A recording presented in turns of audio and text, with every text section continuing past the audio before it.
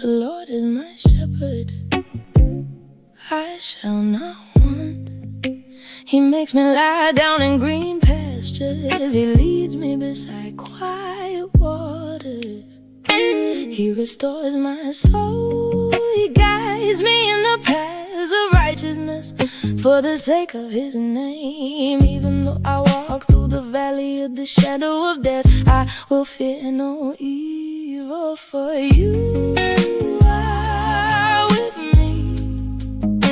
Your rod and Your staff, they comfort me. You prepare a table before me in the presence of my enemies. You anoint my head with oil, my cup overflows. Surely goodness and mercy will follow me all the days of my life, and I will dwell in the house of the Lord forever.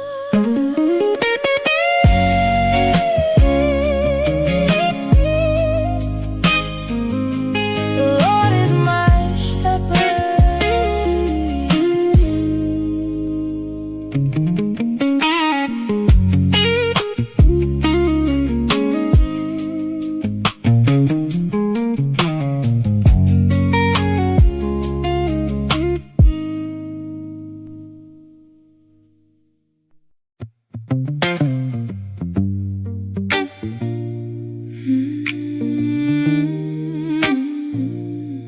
The Lord is my shepherd, I don't want for more. He lays me in green fields by the still shore. He brings my soul home when my path runs dry. He leads me. Even if I lose my way, He knows my name. Even if the dark gets close, He stays the same. The Lord is my shepherd, I will not fear. He walks right beside me. He keeps me here. The Lord is my shepherd, my cup runs over. Mercy in every step, grace on my shoulders. He leads me straight on the right road, line for His own good name. He makes it shine when I walk through the valley of death's deep shade. I won't break down, I won't be afraid. You're with me. Your rod, Your staff, they steady my heart when the night feels long. You light the dark. The Lord is my shepherd, I will not fear. He walks right beside me. He keeps me here. The Lord is my shepherd, my cup runs over. Mercy in every step, grace on my shoulders. You set a table right in front of my foes. You anoint my head and You overflow. Goodness and mercy will follow me home all the days I breathe. I'm never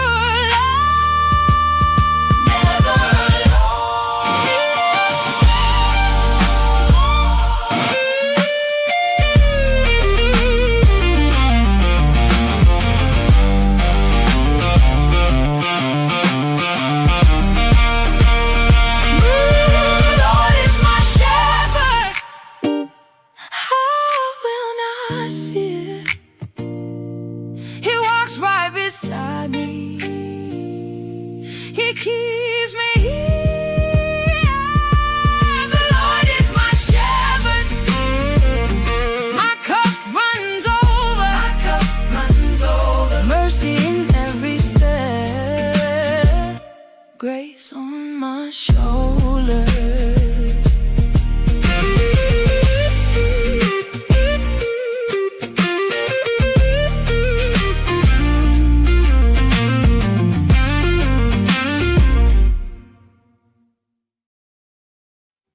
Grace and peace, everybody. Happy Thankful Thursday. We're back.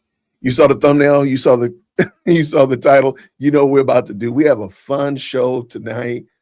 We're just gonna be having a good time. I got a lot of stuff to talk about. There will be some Candace conversation.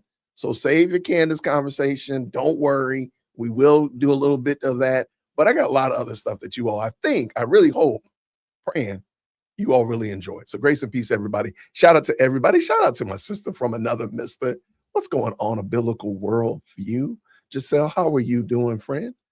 I saw him. Where is he? Where is he? I saw him earlier. There he is. That's right. President Not Perfect is up in the house. Shout out to him. Sherry's in the house. How are you? Grace and peace to you, friend. Hopefully you all are having a wonderful pre-Friday Eve. Let's call it Friday Eve. Shout out to y'all. Hopefully it's been great. It's been a good week over here at Whitaker Park. Shout out to you, Chrissy. I appreciate you stopping by, saying what's up to the people. It's been busy over here at Whitaker Park. Just in case you're wondering, my daughter's vehicle will be out of the shop. The body shop called me on yesterday. It'll be out next week. We're going to take Chief Executive Secondborn to get her official parking spot tomorrow. I can't believe she probably will wake up on time tomorrow. I got this feeling she's not going to need an alarm clock to wake up tomorrow because she wants to be the first one in line to get her parking spot because she's a junior and she can get a parking spot, but she has to get there to request the spot that she wants because she doesn't want one that's too far from the building or whatnot like that. These are the things we deal with, y'all. Shout out to the best live chat on the internet. Then President Firstborn goes back to school. Well, I'm sorry. Chief Executive Secondborn starts school next Tuesday. President Firstborn goes to school the following Wednesday. So we got a lot going on. I got to go make a little jaunt up there to drop her off. So hopefully you all, if you are in the starting school spirit, my first video, this is a craziest story. I'm sorry. It's a crazy story. And we're going to talk about it. It's bad. It's good. It's kind of like, I want to hear where you all are going to land on this one. So I'm definitely looking forward to it. So thank y'all, everybody who's hopped into the best live channel on the internet. Thank you so much for tapping that like button, jumping up in here, all that kind of good stuff. All right. I think this one's gonna, I don't think it's gonna divide the audience, but I think there's gonna be some spirited conversation about it. In the chat, let me know, do you go to school at the beginning of the year to meet your child's teacher? Miss Bumblebee, Mr. Caterpillar, whatever. Do you go to school to meet your child's teacher? I just wondered. I know that sounds crazy, but yes or no? Do you all do that still? I think it's a great process or activity. I'm all about it. Former school teacher myself. Do you do that? What happened here? Okay, there we go. What we got? 100%. 100%. Go meet your teachers. Absolutely. Shout out to you, Mike. Good to see you, brother. Do y'all still go meet your teachers? What is it? It's called different things at different schools. Meet and greet night. I remember it being called meet and greet. Teacher meet and greet. All that kind of stuff like that. Okay, so imagine if you went to meet and greet, and your child's teacher. I'm trying to build it up. For y'all. Your child's teacher is not a man. It's not a woman. I hate to tell you, your child's teacher is not even human. Watch this video. Watch this article. So in New York, they were honestly debating, and I just, for the life of me, I'm like, why were you trying to do this? They wanted to have, I feel embarrassed that they were trying this. The school district paused the plan to deploy human-like AI teachers over the manufacturer's ties to SBots. The SBot part is really is not the worst part. Why did you think this was a good idea? I just really want to know what's going on that you thought, oh, we could replace Miss Bumblebee, Mr. Caterpillar with a robot. What are you dealing with? I understand the cost, and yes, that is a cost. In my opinion, the cost of teachers is worth it. I will always cape for teachers being paid competitively. I'm not saying that they deserve whatever they want, but I do believe that they deserve pay, because what teachers do is just completely, you can't just, you cannot get a robot. What were y'all thinking? So check this out, y'all. Okay. New York, a school district in rural corner of upstate New York is hitting pause on plans to deploy an AI-powered humanoid robot in the classroom after state educators, officials, teachers, and local residents raised concerns concerning the maker's ties to a company that produces hyper-realistic SBots. Now, when you see it, I totally understand that part, but let's keep going. I don't know what this is. The Salamanica City Central School District's board approved a nearly $60,000 purchase of a Realibotix with the visions that Sally, as a stationary robot with long dark hair, has already been nicknamed, would enhance education of high school students studying robotics and technology fields. Yeah, to me, what were you thinking? I'm sorry. There's certain sometimes technology, and we're gonna watch another one about technology. Sometimes you cannot allow technology to take the place of the human experience. And I just can't understand, what were they thinking? I don't care the whole ties to, because the way they like to tie an entity, if they don't want it, and tie it to a negative entity or a vice, is pretty diabolical. I'll be talking about that one day real soon. But the way they like to tie one entity to another because they want to make sure that you hate it is pretty diabolical. So this is not, the SBot thing is not really the big issue. It's, why did you not see the value of teachers having difficult time programming and whatever? Arnold board don't even know that Arnold board is. I don't know what that is either. Ask Sally, and she can explain it. Superintendent Mark Beer said on Tuesday, the robot also provides opportunities for students to learn how the robot is maintained, how it is updated with an improved content, and how to troubleshoot issues. Okay. But as news spread in a small community located in Seneca National of in the Seneca Nation of Indians Reservation, parents and teachers worried about the students' personal information would be used. Unionized teachers took aim at the Realbotix S-Doll sister company, even as district officials and the company itself stressed that the two manufacturers operate independently. See, that's what I'm saying. Like, they can put that, they're going to put those charges on them. A robot built by a company associated with S-Dolls has no business in our classrooms, said Melinda Pearson, president of the labor union, New York State Union's United Teachers. I do think that's interesting. I wonder, where do they stand with having drag queens in the building? I wonder where they land with that. But I think that's interesting that they, again, it has nothing to do with the, now here's the doll. So this is the doll, or the robot that they would have been in the school. Why not just have a teacher? Why do you need to have a robot do this? Because it's going to create way more problems than it solves. I'm just telling you the truth. For now, the robot pilot remains on hold as the district works through enhanced student data privacy agreements. See, there you go. You don't have to worry about a privacy agreement when you just have a teacher. Just have a teacher. That's it. With the state education officials and continuous outreach to the community, according to the statement in the district posted on Friday on its Facebook page. State officials and teacher voiced concerns.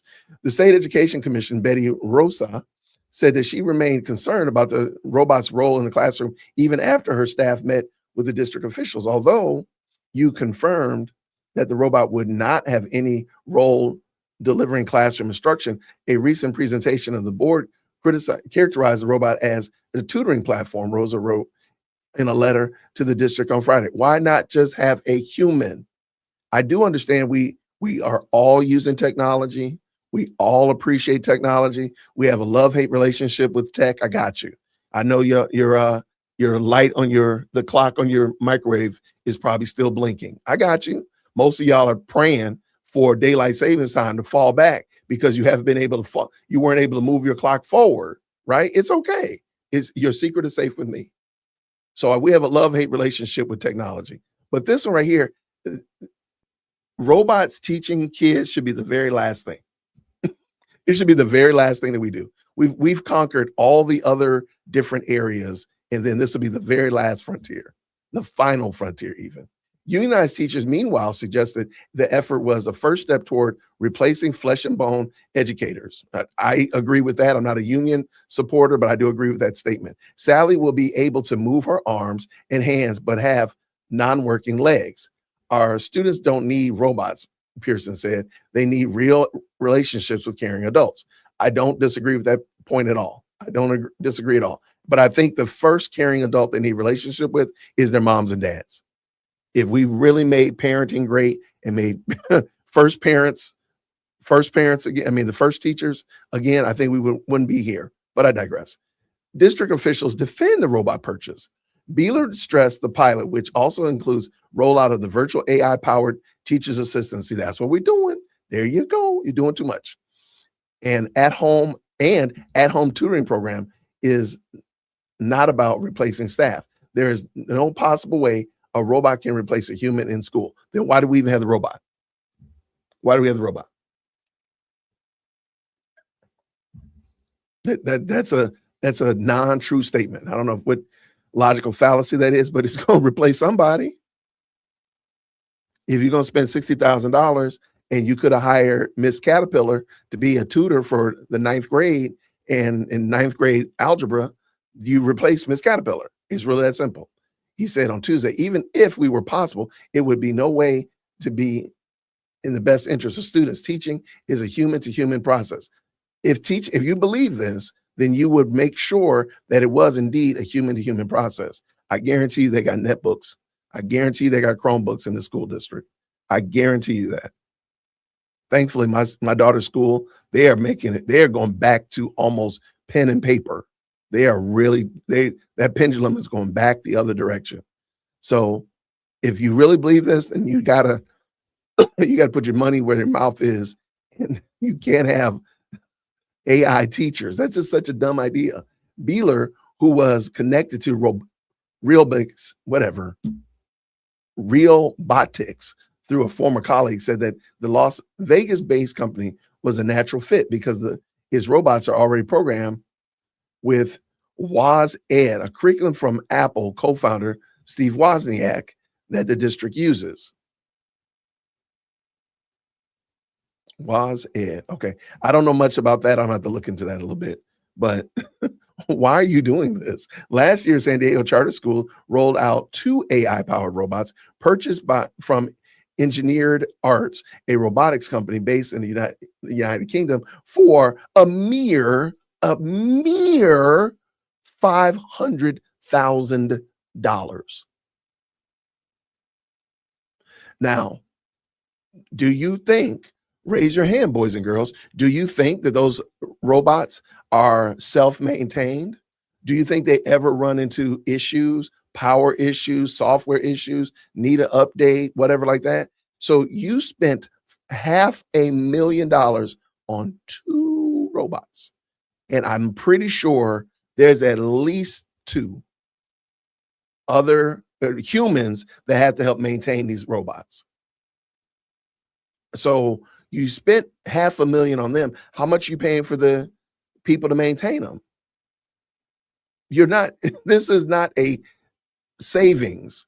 You're actually wasting money, because you could have did a whole bunch with $500,000, I'm sure, if we look at the San Diego Charter School. And it's a school, not a district.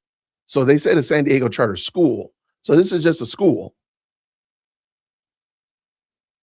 I could probably click right here. I don't want to start another, because I got a video I want to show you about that. That is some wild work, y'all. Okay, I messed this up again. The first time, I'm gonna mess it up again. Salmoneca Schools in social media posts stress that Sally won't be collecting students' personal information, recording audio or video of its interactions, or sending data back to Realbotix. So I guess the question is, can it do those things?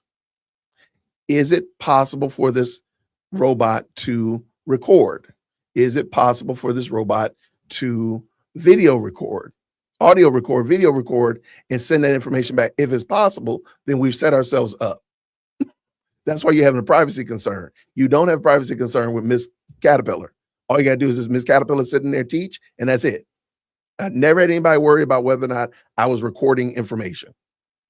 A robot also has been programmed to steer clear of inappropriate topics such as violence, and gambling, and it won't be able to search a public internet or draw answers from unvetted generative AI services. Instead, all information on Sally will be stored locally with a life-size robot consuming roughly the same amount of energy as a laptop, according to the district. How did you get that information into the computer, into the robot?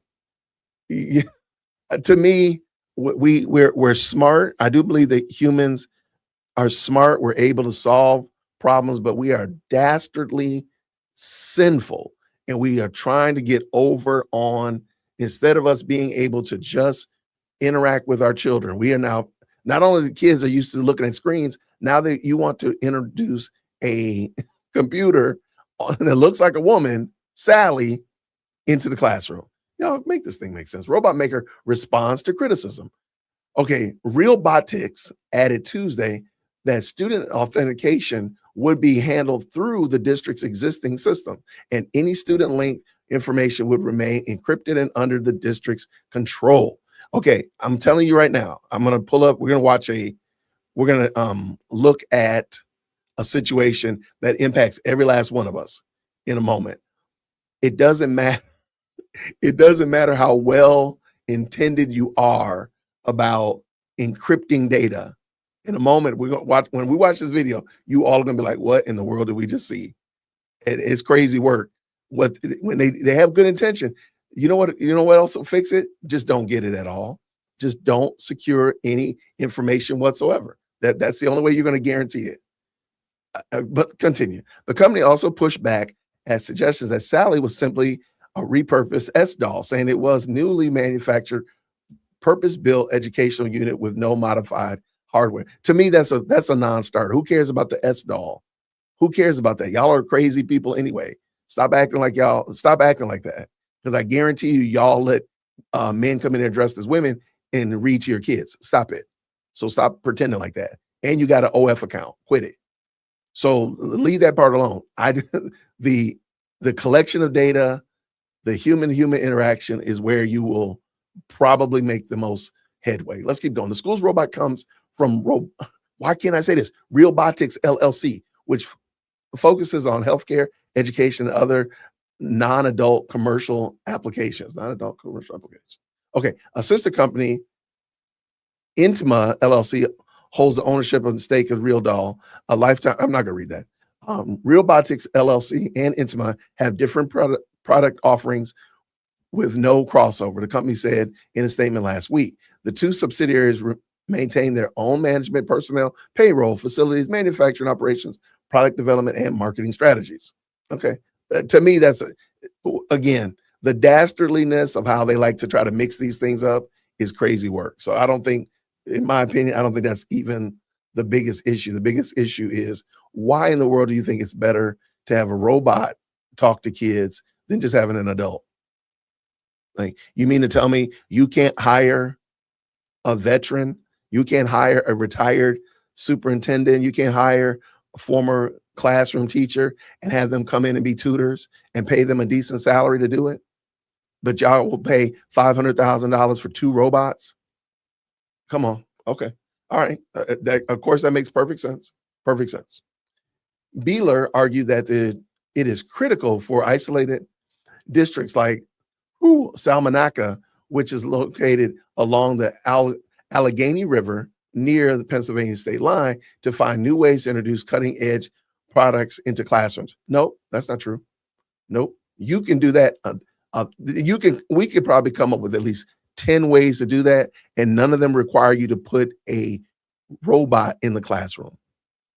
You could do that without bringing a robot into the classroom. And we know this is true because private schools have been doing this for years, and they don't have robots in the classroom. That's just crazy work. That's just crazy work. I mean, there's just so many ways. Again, I think we tend to lean on, the new and the flashy. Ooh, AI. Ooh, AI. We run to that stuff and don't think about the ramifications and, dare I say, the downside. We only look at the positives. It's only positive that you can get AI to write you a rap song, okay? You can get AI to tell you how to fix your 1984 Toyota Corolla. Okay, got you. AI can do that. And that's a good upside. But what is a negative? What's the downside? What's the disadvantage of that? And that's the part I think we're not even open to it. We're not even thinking about it. We're not even thinking. In most cases, our students need to travel 1 to 2 hours to have opportunities to see emerging technology. He said on Tuesday, one of the intents of the robot is to help level the playing field and motivate students to continue studying robotics, AI, and STEM-related career pathways. So I'm glad that they at least mention that the kids go there. They might be going to a local trade school. They might be going to a local community college or something like that. Totally get it. But you mean to tell me there's not anybody that will bring that kind of stuff like a bookmobile to your school district? I just don't believe that that's true. Some Salmonecca residents, though, remain unconvinced. I'm unconvinced. Joplin Fayek, who graduated from Salmonecca High School in 2024 and now works at a daycare, says she doesn't see any reason to have robots or AI take such a prominent role in her alma mater at all. I'm with her 100%. They just need to hire more people, shout out, hire more people who are willing to put in the effort for the children. Fayek said, they need more interaction with the children than having some robot raise our kids. I cannot agree more. I can't agree more. I understand, like we like technology, and that's the part I think sometimes we get. Somebody said we get lazy. Somebody said right here, AI is a good tool, but it makes us lazy. Yeah, we are definitely on the lazy part of that equation at this point, because we definitely don't think about what could be the bad. What could be the bad of this? Is there a bad side? Is there a downside to introducing robots into the classroom? We already got computers. We already got AI running amok. We already don't read enough. We already don't write sufficiently. Well, is there any downside to now outsourcing this aspect of the learning experience? Could there be anything bad?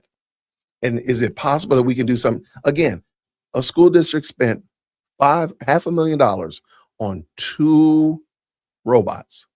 And they spent at least a quarter of that on support staff, whether that be to move it, whether that be to update it, whether that be to monitor it. There are people that are getting paid to maintain those 2 robots. So let's just say, for laughs and giggles, that is 3 people getting paid $75,000 a piece for their various jobs, and part of their job is to maintain those robots. So now we're in the ballpark of almost $225,000 plus the $500,000 that you paid for the robot. So now we're at almost $750,000. You mean you want me to believe that you couldn't hire teachers to do that? Okay. Now, of course, the $500,000 is a one-time cost. Absolutely. But am I to believe that there's not a recurring cost at all? Updating it, software updates, something breaks, something doesn't go right. Come on now. Again, I believe that teachers should be paid more and paid better for what they do. Good teachers should be paid good salaries. And you could find good teachers to do that. The problem is you just don't want to find good teachers. You just want to continually do something like this. And that's crazy work. Hey, real quick, let me show you this, and then we'll move this on to the next portion. Parents, teachers, and students rally tonight to fight AI in the classroom.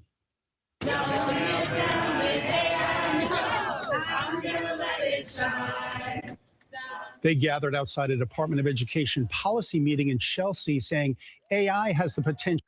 Keep AI out of our schools. Kids need clean water, not AI. I mean, that's an unintended consequence. To negatively affect their children and communities. Demonstrators want the city to issue. Okay, this is a very interesting picture.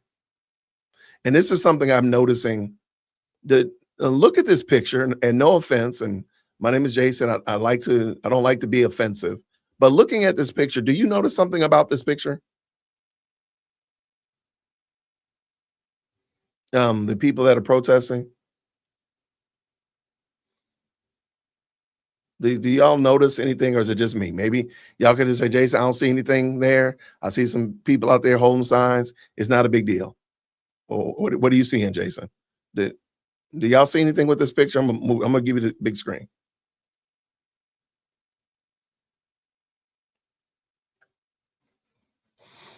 Maybe I'm making it up.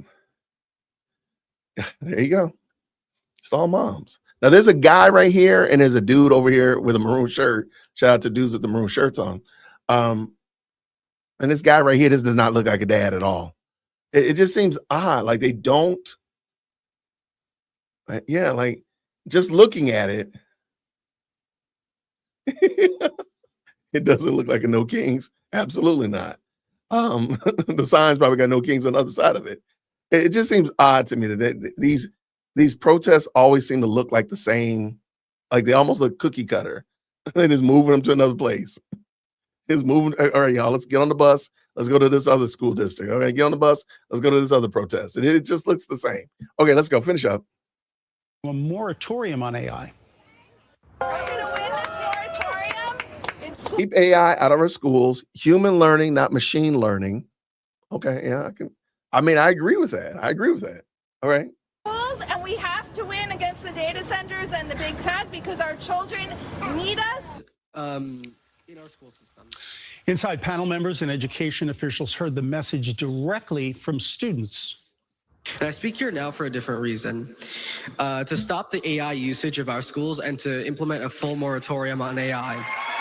We've appointed a working group of the panel that will address the whole question of AI. New York City's Department of Education is still working on its policy for artificial intelligence. 13 new school board members were also sworn in tonight. That's a lot of school board members. Great day. That's a huge school board. Great day. Why y'all got all them people? I'm looking forward to hearing this. Now, we have to be consistent. Okay, everybody was, keying and making the seal sounds when that young man said he wants a moratorium on AI. So if the school district comes back and says, you know what, we agree, we are going to go back to paper and pencil, no cell phones, no laptops, none of that stuff in the building at all. We're going back to old school teaching and learning, which, by the way, I think is probably more effective. But let's get now, they probably don't need to go that far extreme, but let's just say they do. Are y'all going to be key and making a seal sound? Ooh, are you going to be doing that then? If they roll out and say, you know what, you're right. We're not going to do AI. We're not doing any of that stuff. We are going to go back to some old school teaching and learning. You're going to get your schedule printed on paper, little card stock. Go back to the Dewey Decimal System in the media center. Okay, you gotta want what you're asking for in all of its fullness. And I don't think they really meant that. I really don't think they meant it in its fullness. You know what I'm saying? What are y'all thinking? Shout out to every time I see the robots, I think the movie Weird Science. I don't remember how that movie went. I really, truly, I've seen it. I just don't remember what happened in it. Yeah, don't hold that against me, though. Don't hold it against me. Shout out for sure. What's going on? No, they won't, because it means more parental involvement. See, that's the thing. I wonder, those women that are out there that are all like, we got to stop the data centers and the big tech. Okay. Oh, hey, no problem there. I agree. But are you involved in your child's life? Are you getting in there? Because you won't want the data centers. You don't want the big tech. All right. There's another side of it, though. There's another side of that coin. You got to be willing to accept it. If I don't have this, then is it possible there are going to be some other options that are going to be removed from me? I'm just saying. Shoving that tablet in your child's hand, tell them to go be quiet. Maybe that won't work anymore. Just saying. Now, I'm not saying everybody uses tech like that, so don't hear what I didn't say. What I am saying, however, is I think the pendulum has definitely swung too far in one direction, and if it course corrects and doesn't stop in the middle or mid-middle and goes all the way to the other end, other extreme, are you willing to accept the other extreme? Yeah, the Dewey Decimal System was dope.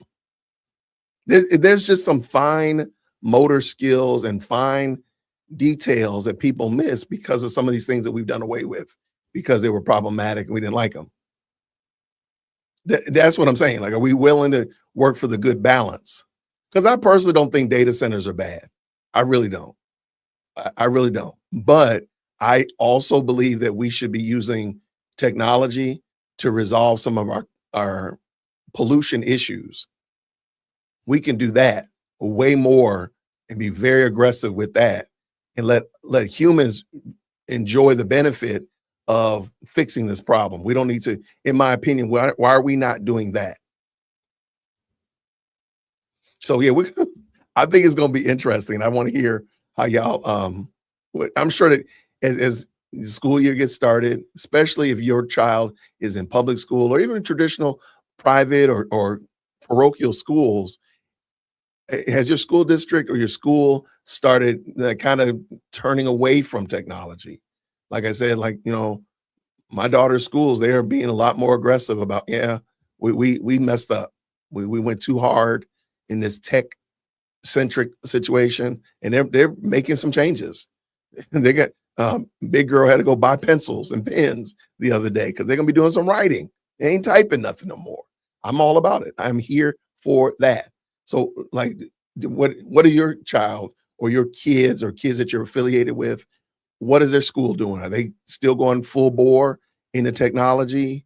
You know, AI is the greatest thing, or are they trying to maybe scale it back some and dial it back a little bit? Because I do think we went a little bit too hard in the paint.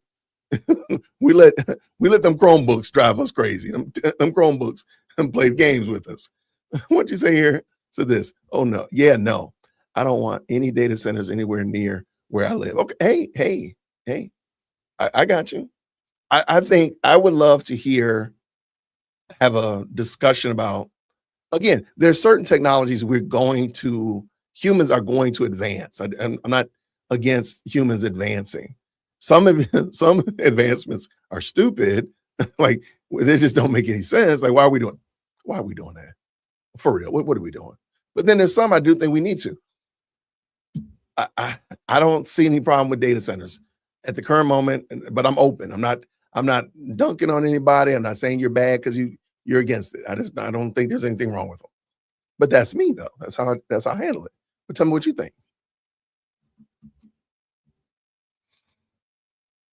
Hold on one second. I just remembered I had another video I wanted to bring in. Oh, here it is right here. For our next technology, our next technology discussion. But shout out to y'all. Real quick in the chat. I have a serious valid question. Wait, hold on. Okay.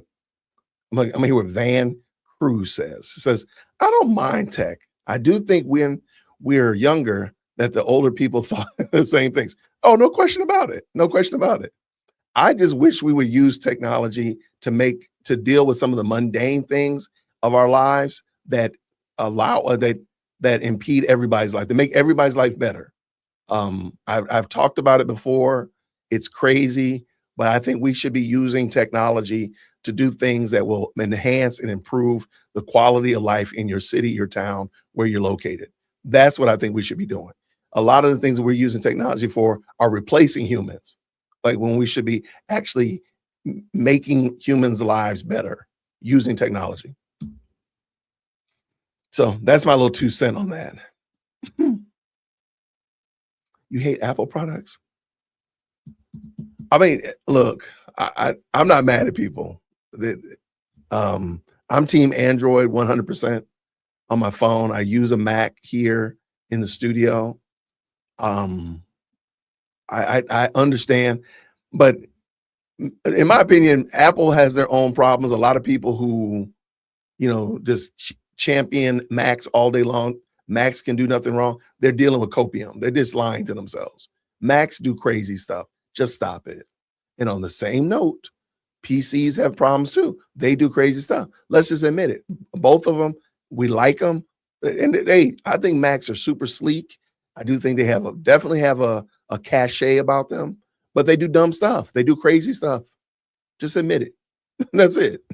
It's okay. And I think PCs are workhorses. They do great things, but guess what? They do crazy stuff too. We can both of those things can be true.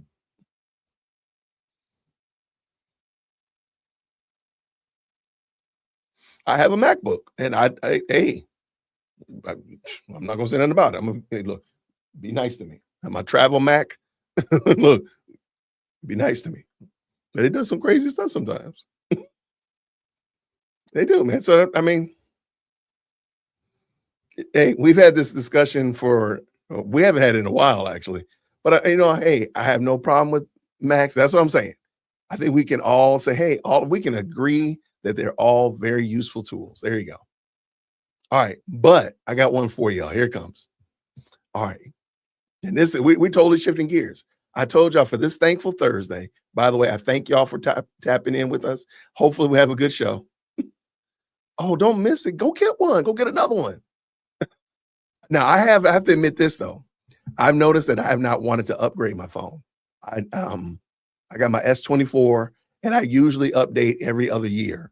So I should have gotten the S26. I don't want to. I like this phone. I love the way it's shaped. I love the way they made it. I love its boxy shape, this little quirky little boxy shape.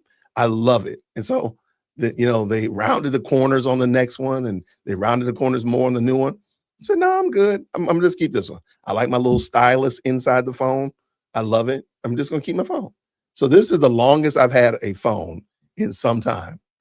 I usually like upgrade every 2 years or so. But now I'm like, no, I'm good. I don't need it. I don't use it I don't use it like to the extent that I probably could anyway.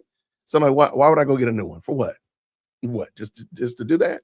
No, I'm good.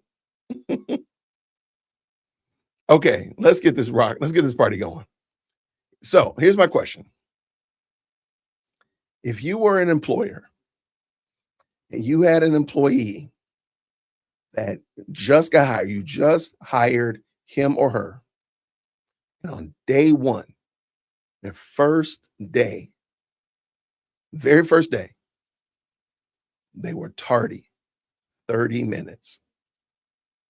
Now, they did call you and let you know, but they haven't done onboarding. They haven't signed their FICA. They haven't done, new employee handbook, anything like that. Is that on their first day, they were 30 minutes late. You let them come in and everything, y'all work through all of that kind of stuff like that. But then on day two, they were late again. And this time they didn't call you, but they were only like 5 minutes late. So they're supposed to be at 9. They got there at 9:05. Right? What would you do?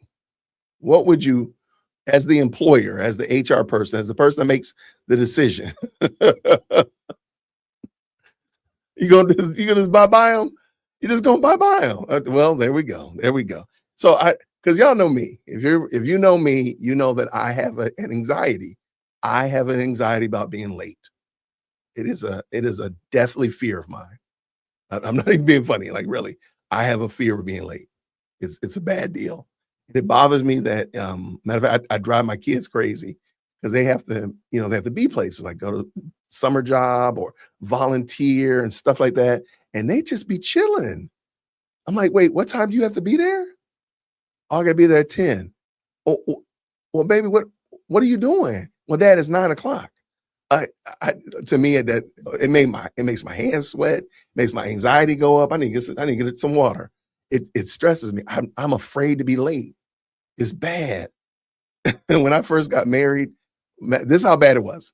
When I first got married, my wife realized that all of my clocks were 20 minutes fast. Because when I started in college, I moved all my clocks 20 minutes fast because I've never wanted to be late. I'm like, it really is a phobia. Is there a phobia? Look it up, everybody. Is there a phobia about being late? Because I guarantee you I have it. It's making my heart rate rise right now as I talk about it. The idea of being late troubles me. And like amongst my friends, everybody knows this. Everybody knows Jason. If you say, Jason, be there at 7 o'clock, don't be surprised I roll up at your house at 5:45. Do not be surprised. Craig knows this. Matter of fact, it's a joke with Craig. Like he'll say, Jason, be there at 7 o'clock because he knows I'm going to be there early and I'm going to help him set up. Like, so he knows it. But I just can't do it. I cannot do it. It drives my family crazy. It makes them go bananas. Like literally my hands are sweating thinking about it. I can't. It bothers me. It bothers me. I know I'm troubled. So my wife, when I first met her, when I met her, and of course we got married, like it would drive her crazy that all of our clocks were 20 minutes fast. I'm like, I can get pretty much anywhere in 20 minutes. I can get pretty much anywhere I want to get in 20 minutes. So if I set it 20 minutes early, I know that I can be wherever I need to be if I think I'm going to be late. It's crazy. I know it's crazy. So we're going to watch this video about this young lady who started a job. She needed the job. She started the job. She got there late 2 times, and we'll talk about what happened. But y'all probably already know what happened the second time she was late. But I just want to know, like, are y'all like it? Because I would have booted her the first day. I ain't gonna even lie. I'm sorry. That if I had the opportunity, we would have had a serious conversation about being late the first day. Because that bothered the thought of me thinking about you being late is making me stressed out. Let me bring this video in. Shout out Social Simone. Y'all know I like Social Simone. Yeah, I don't know, man. She's an excellent content creator. I really like her. I need to put her on the screen though, too. There we go. Social Simone. And the title of this one is Wait, I got fired for being 5 minutes late. All right, green hearts in the chat where you can hear. Let's go. I'm so open and transparent with you guys. Remember how I told you guys I got a job, right? Let's do the update. Yesterday, I'm about to make OOTD. Mind you, I told them I'm coming late to work. First day, unfortunately, I had to go to the DMV because my license was suspended. Let's wrap that up. Okay, I understand that, but there was literally nothing I could do about it. I get there 30 minutes late. Today, I was running 5 minutes late. I kid you not. I got to the office and I'm thinking I don't really have to send a text. I'll apologize. It's not their business, but I was literally in pain on my period. I was really took me a long time to get out of bed. I was in pain, whatever. I still came a smile on my face. Got there. By the time it looked great, had everything, all my stuff, probably clocked in, trying to clock. And let's just say 10 minutes. She was like, yeah, go ahead and clock out. You're done. And I'm like, I'm done. I'm cooked. First off, let's go over some terminology. She said she was about to do an OOTD. Hold up. Now, for those of y'all who don't know what that is an outfit of the day. And she's essentially saying she was going to do an outfit of the day for her first day of work, which a lot of people do. You know, you want to look back and be like, okay, I got my job. This is my outfit. Okay, cool. You're going to post it to social media. Very common thing we see today on social media. What's interesting is she said this is her first day of work and she already got fired because she was late, 5 to 10 minutes late. And I understand Mother Nature be kicking some of our tails. Trust me, I get it. She had to do stuff at the DMV. It took longer than she expected. And because of that, her boss was like, you off to a rough start. Told her to pack it up and don't come back. Now, I want to know, do y'all think that's extreme? Being that this is her first day. But I do want to say this. When it is your first couple days of work, you're already on thin ice. You may have got the job over somebody who may have been just as qualified as you. We've seen it time and time and time again, where people either get the job or they almost get the job and then they mess it up somehow. And many times it's because of lateness or not turning in a document, something that might seem very small for many people. But we also do have to remember, in our current society and economy, a lot of people are struggling to find jobs. So I think what's happening. I must say this. I think it's fair to say we are in an employer's market. You know, sometimes they say we're in a buyer's market or a seller's market. I think we're in an employer's market right now, where the employers, there's not as many jobs out there, and they get the pick of the litter. They get to pick these people that they want to work with. And it's not a situation where it's an employees market where people are, you get 20 job offers as soon as you put your resume on LinkedIn. That's not happening, right? And I think, hey, people need to be responsible. I don't think this is as bad as the video we watched of the young lady who didn't turn in the paperwork, but I think and you're going to hear a little bit more. She's going to tease it out a little bit, but I do want to give her credit because she does take responsibility that she was the one that was tardy and whatnot. But I think we could have solved some of these problems that she had, especially the 30-minute DMV visit. I think that could have been resolved better than the way she handled it. And you'll find out what I mean in a second. Bring back in Simone. All right, let's go. Happening is the jobs are just like, look, we're the ones with the upper hand here. You either get with it or you get lost. Now, what I did find interesting about this situation here is I went to go over the comments and they were turned off. So I'm assuming that social media probably had a field day with her explanation of what happened. But to be fair, I don't think she gave a lot of context. And correction, she actually said she lost her job on the second day. Now, as I said, she didn't go too much into detail. However, she did do a part 2 where it says here on the screen, I explained this part really poorly. Well, let me see, does she elaborate? Yep, that's me, the girl that lost her job on day 2. So my name is Ray, and I want to explain to you guys what happened and just a little bit about myself because I know I did get a few followers. So, hey, if you're following, maybe you actually like the content and weren't rude about it. So I got this job after my birthday. I specifically told them, hey, I have some things to do, so I will schedule on my birthday. During my birthday, I found out I had a suspended license. My uncle works at a DMV. He says, no problem. I would have immediately called my employer and asked, can I move my start date from Monday to Wednesday? Because I have an emergency that comes up, I would have done that immediately. As soon as I found out that, because she said she got an uncle at the DMV. Listen what happened. Listen what happened. Don't worry about it, just come.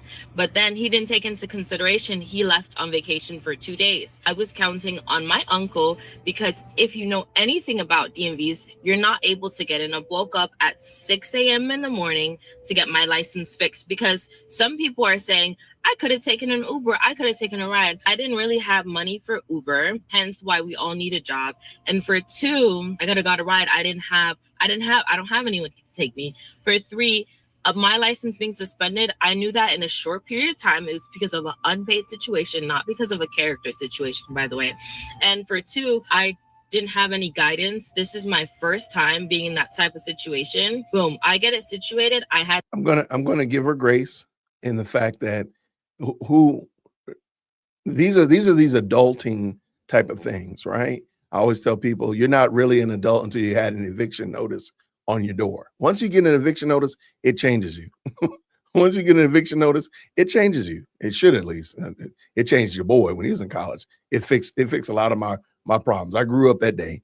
That and getting your lights turned off. Those are things that will convert you. They will convert you and change you in a matter. Just like you'll get it through revelation or through tribulation. And these are the tribulations. So I appreciate the fact that she's at least acknowledging that, but I'm sorry. I would have called my boss immediately and said, hey, I am not, because, well, here in Georgia, I have to admit, our DMVs are not as bad as most people, as the horror stories that you've heard. They are pretty efficient, but I still would have been like, hey, boss man, I cannot make it in on Monday. I have an emergency coming up. I will be in there on Wednesday with bells on. Do you want me to bring you donuts, coffee, what you need? I'll be there on Wednesday. See you then. That's what I would have done immediately, because she said her uncle wasn't even there. So all of that, uncle still didn't come through. All right. Right. There'd been some filibuster. What are we doing here? Is it filibustering? What are we doing, Kayla? But let's keep it going. Watch this. To put gas or electricity in the Tesla, I got there 30 minutes late. I communicated this way ahead of time. I had a feeling I was going to be late. Sure. The part where I agree with you is that I came late the second time. The second time I shared bravely enough that I was suffering through pain, cramps.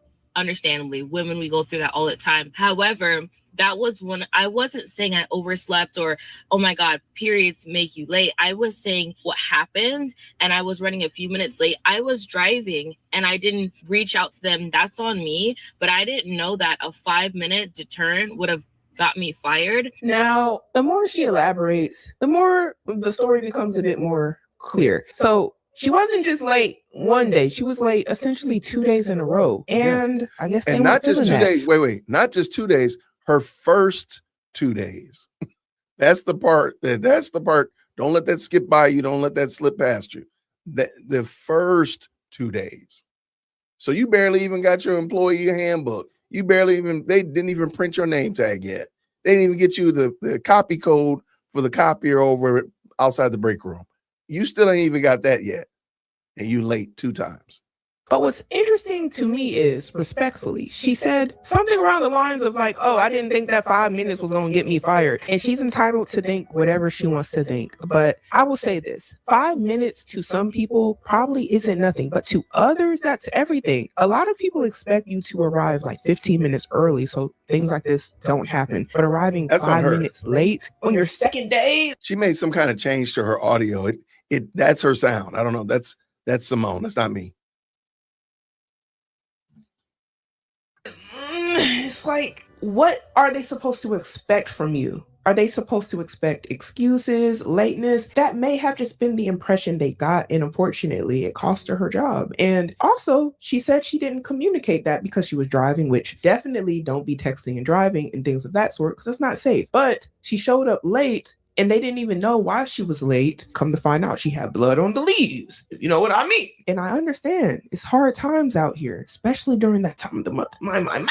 But to be honest, these jobs don't care. They don't care. They don't want to hear no excuses. They want you to come in, do your job, and leave. For all we know, that 5 minutes that she was late could have meant that somebody else had to stay 5 minutes later, and maybe they didn't want to do that. Who knows? But nonetheless, this is still a learning experience. And so many videos like this have been popping up on TikTok of people just losing their jobs. They're going viral, losing their jobs. And the reasoning of why they're losing their jobs is beyond me sometimes. At this point, it might need to be studied. But let me see why else this may have happened. I wasn't taking into consideration the attendance policy. They didn't explain to me their attendance policy. And if it was so high to that extreme, I thought they would have made the brevity of that situation a little bit. First of all, it's not brevity, it's severity of the situation. Ma'am, you were there 30 minutes late the first day when they probably went over attendance policy. Do they really have to tell you about attendance policy? I'm being for real. Really. You attend class, you attend work, you attend a ball game, you attend all these other things.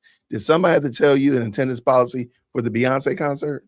Did somebody have to tell you the attendance policy for making sure there's food in your refrigerator? No, you just know that you got to do these things. I don't need an attendant. I don't need somebody to explain, and definitely not my employer to explain to me the attendance policy. Ma'am. And please understand, the policy, lateness should be ingrained from the beginning. But let's go.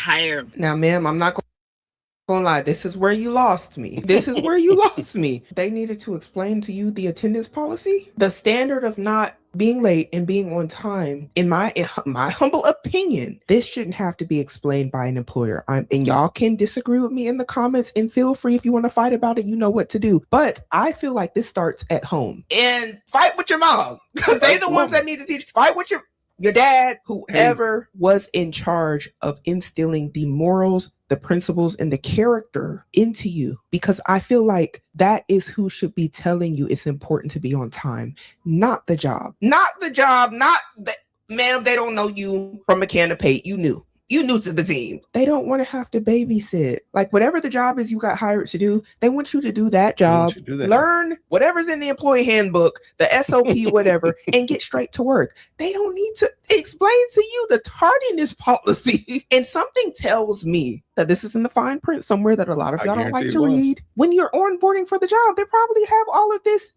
like saying, hey, I agree to the terms and conditions as somebody who's going to work at X, Y, and Z. And now that's a head scratcher, what she said.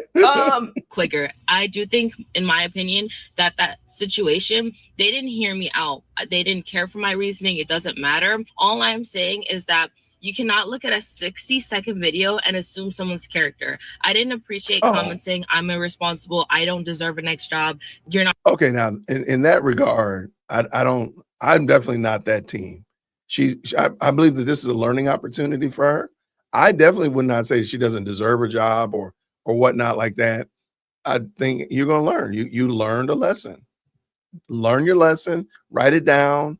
Don't forget it again. and go on and move on. Like, so the people saying that to her, yeah, they're kind of foul. But let me hear how Simone said it. Not gonna get another job laughing at me. I don't think that's productive in any means. And I think that speaks more about your character than mine, because I don't think it's very kind to wish bad on someone. And if that's what she's saying, I agree. I do also separately think that many people may have made an assumption based off of the videos that she presented. And even in this part too, it's like, ma'am, it could be argued that even her expectation of her past employer needing to explain the tardiness policy to her could speak to her character. And I mean that in the nicest way. Is it, and y'all tell me if I'm wrong, universally, is it being late a problem or no? Like, if even if it's 5 minutes, let me know. Is that not a big deal to you or people that you know, or is that just like a normal Tuesday? Because I didn't think someone needed to explain that. But I do also understand we are all very different and we all think different, which is why I love talking to different people and hearing different perspectives. And it's not to shame her, it's actually to ask a question, because it reminds me of that other video where the woman was late for getting her haircut. Do y'all remember that? And she wasn't necessarily saying it was like the best thing ever that she was late. She was just like, I wasn't that late. Like, why couldn't she work with me? People are late in Wisconsin all the time. And we was like, girl, this is LA. What you talking about? But this is very similar. The fact that perhaps many people don't see that as a problem or even see it as disrespectful or something that's looked down upon, especially being that this is your employer. This isn't somewhere you were getting a service. This is somewhere you work that can give you administrative action and repercussions for your lateness, i.e. firing you. I'm just trying to understand, y'all. I really am. As I was open and honest, and the last thing I wanted to say was, it was a thought passing. I wanted to make an OTD. I didn't make an OTD. You see my account. I didn't make an OTD, guys. I was saying I was confident of day one because of my performance outside of me coming late. Because there are other factors that determine whether you get to stay at a job, not always punctuality. And that's true. And I'm not sure if she did in fact do the outfit of the day and that was the causation of her being late. I can't confirm nor deny, but if that was the case, that would be very interesting. That would be very interesting. If it was on the same day, like your first day, and say you were running 10, 15 minutes late on the first day. And can you imagine that being your first strike and you were flicking it up in the mirror in your work outfit, and because you were doing that instead of heading to work, you gave yourself strike one, and then the next day, you had blood on the leaves, and you were struggling to get by, and you was walking a little slow, which I understand, the DMV thing,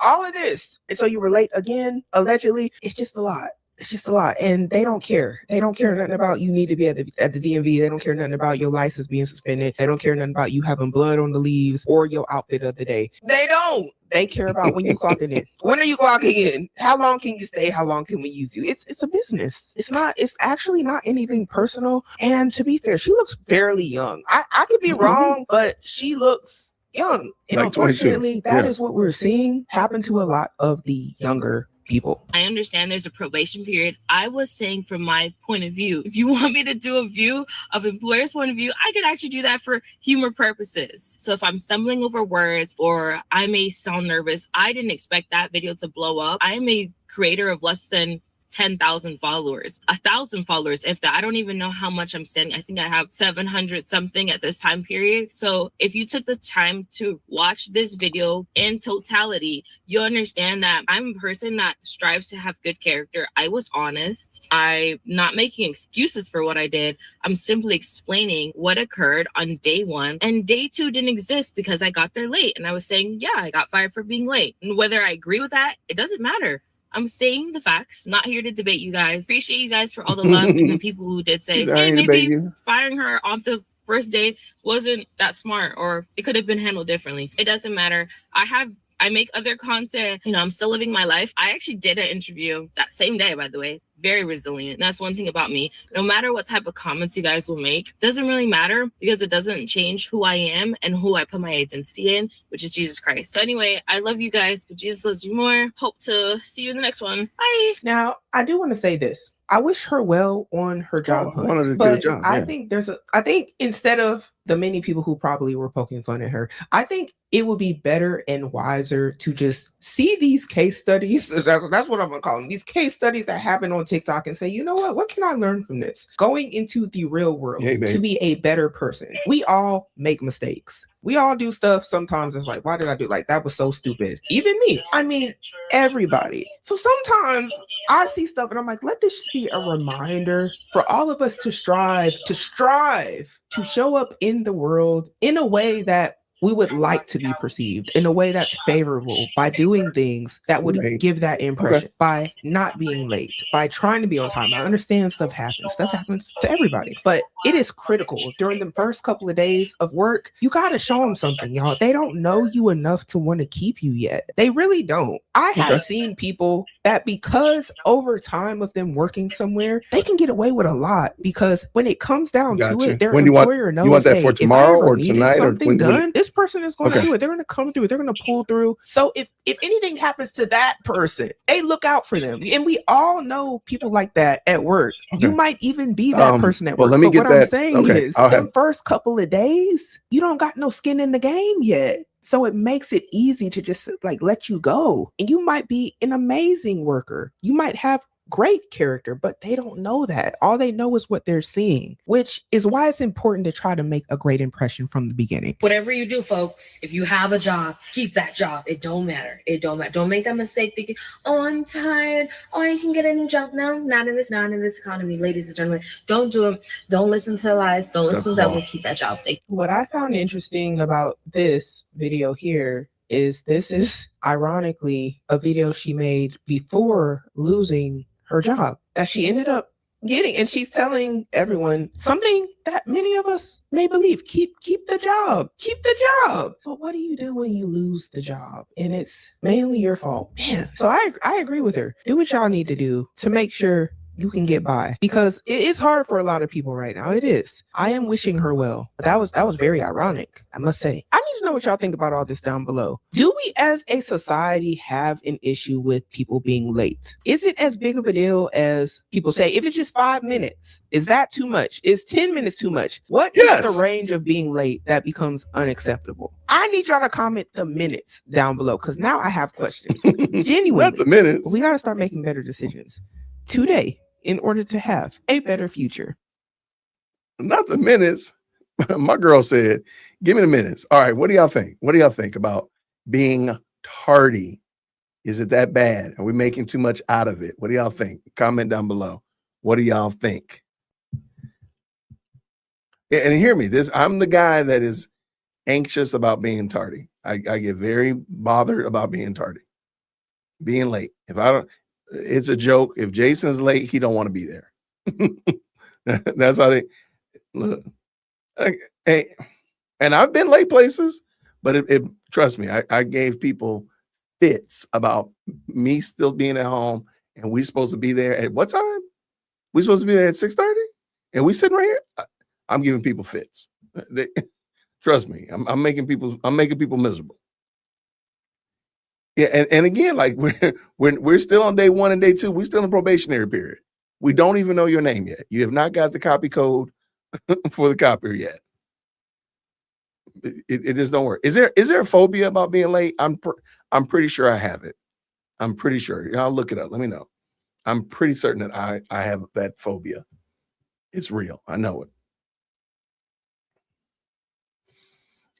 I think so. I don't think that's a reach. I don't think that's a reach. I do think it's, yeah, I think it's bad. 5-minute policy after scheduled time to start and stop. Okay.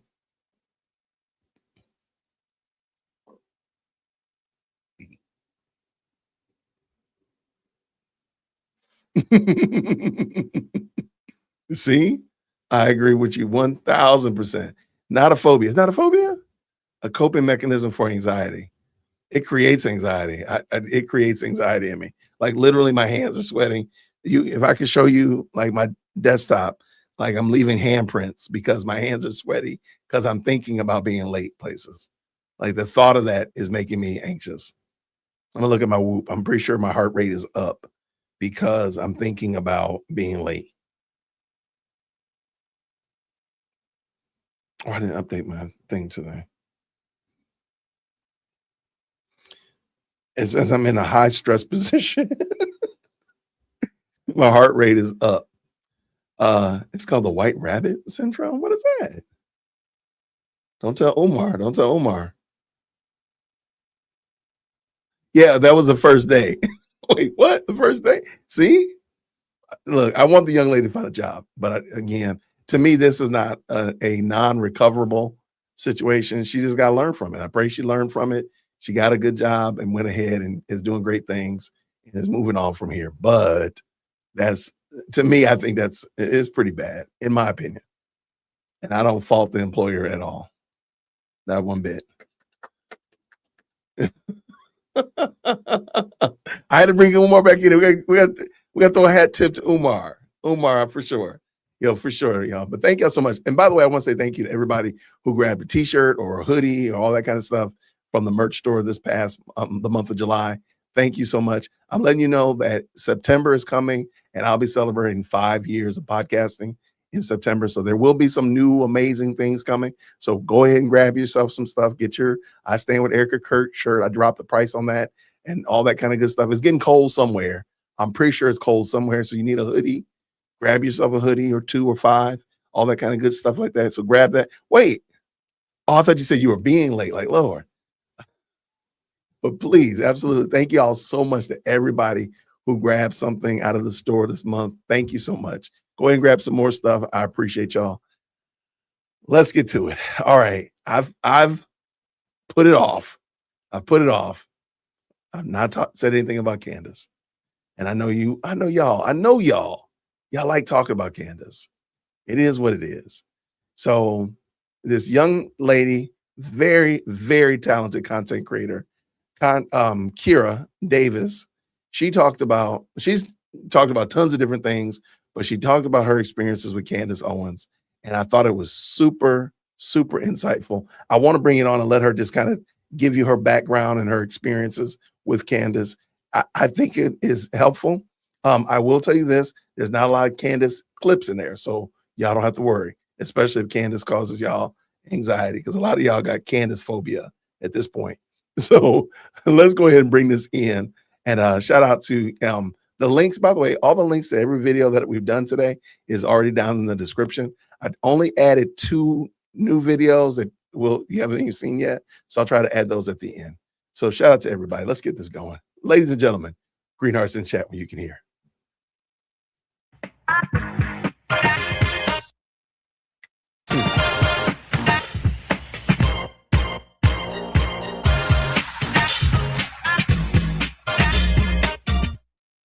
Okay, here we go. Hello, everybody. Welcome back to Just Kira Davis. I started the live stream and it wasn't streaming to X, so I had to stop it and I'm starting it again, but this will just go as a regular podcast episode available on Spotify, iTunes, Substack, or YouTube if you want to check it out later. And I just have some things to say about Candace Owens. And I don't do my old podcast anymore, just listen to yourself. And so I don't really have a formal format. I just get on and talk when I want to. And I have really tried to stay out of this Candace Owens stuff because A, she annoys me. B, I paid a heavy price for being the first person to ring the alarm on her publicly. And it was me. I've learned from Trump, you should be humble.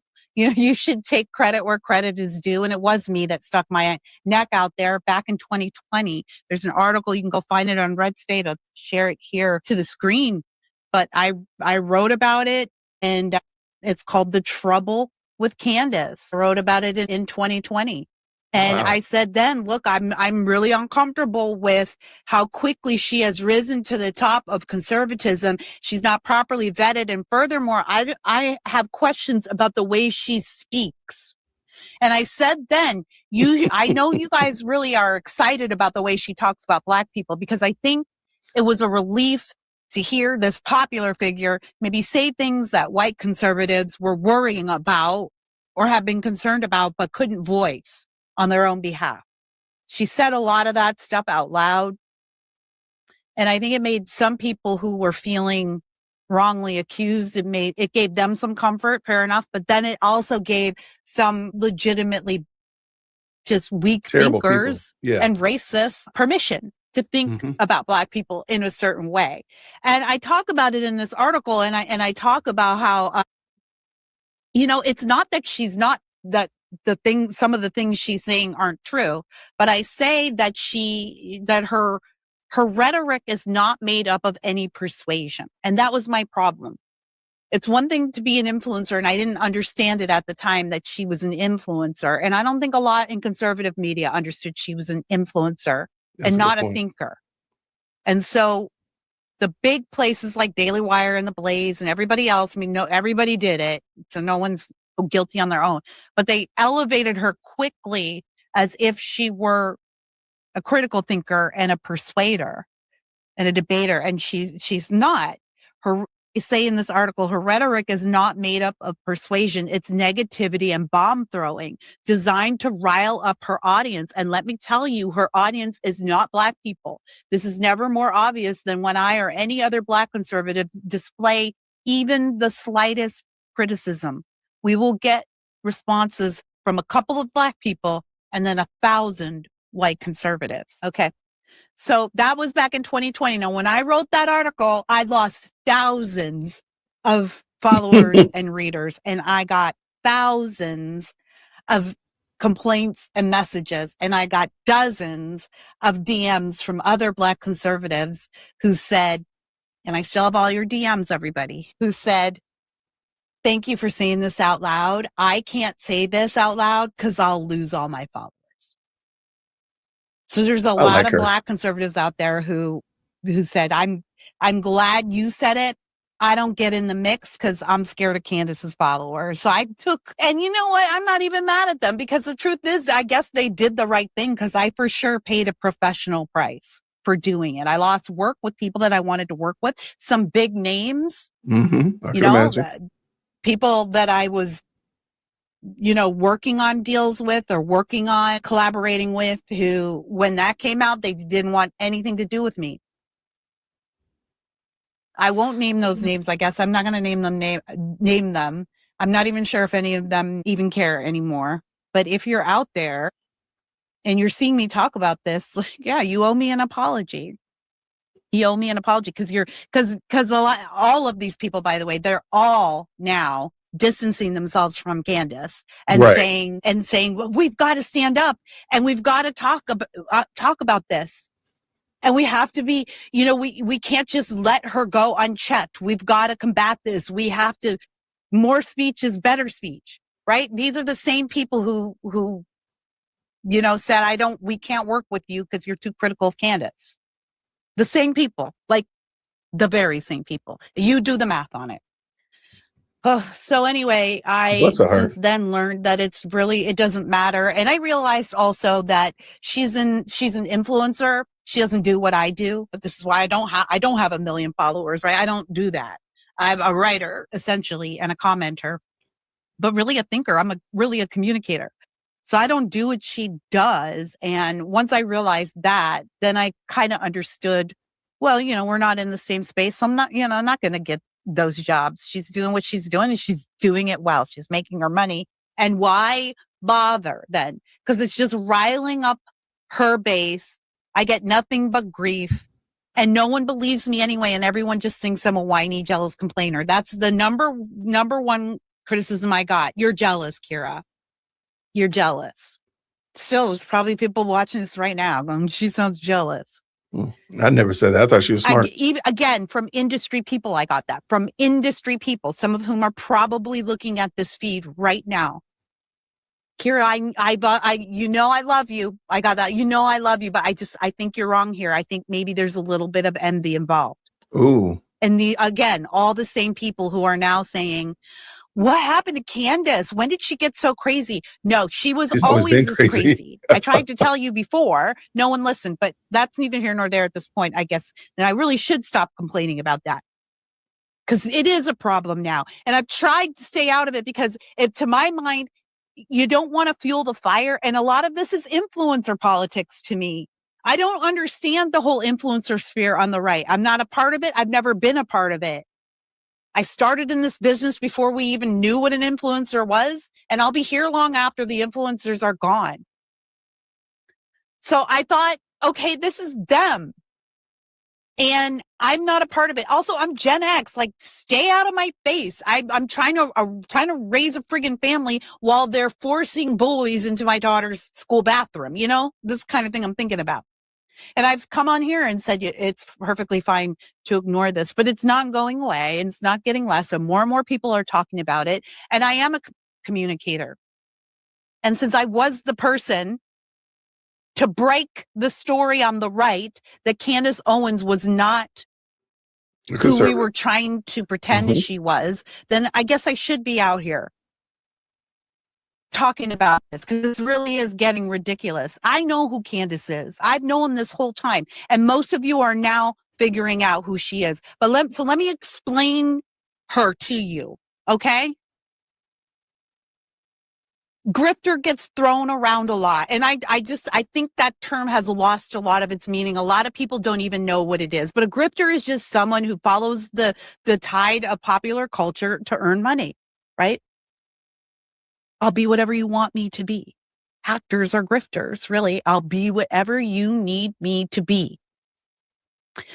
So a lot of people say, well, she is a grifter, or gee, she wasn't always a grifter, but now she's a grifter now. I don't think Candace is a grifter, actually. I think grifting is a bit more calculated and requires a bit more savvy.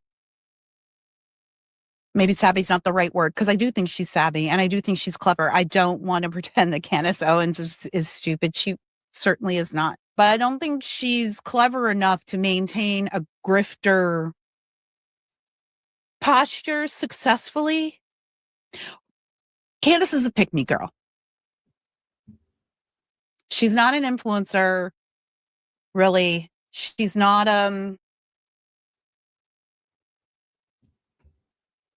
she's not an intellectual titan. She's a pick-me girl. So everything that she's done, if you look at, and if you don't know what a pick-me girl is, a pick-me girl for Gen X might not understand that term, but a pick-me girl is just, you know, the hard up, like clingy wannabe girl.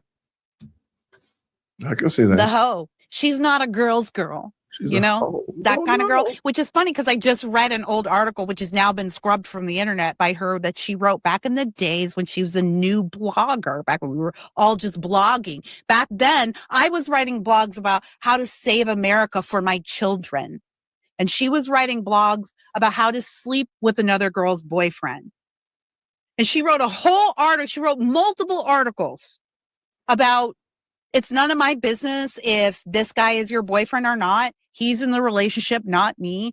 It's empowering to sleep around, and I'm not a girl's girl, and I'm not here to protect your relationship. I mean, again, that's neither here nor there. If you love Candace Owens, you're going to think that that's just fine. You're going to be like, oh, isn't that great? I'm only telling you this. Again, it's been scrubbed. She's scrubbed everything from the internet. She has scrubbed everything that's Actually, negative about her. You know, that's another way you can tell that she's a pick-me girl. Because, so I found those. Let me back up. This is a girl who is saying, I'm not a girl's girl. I'm in it for me, right? Mm-hmm. I like the guy.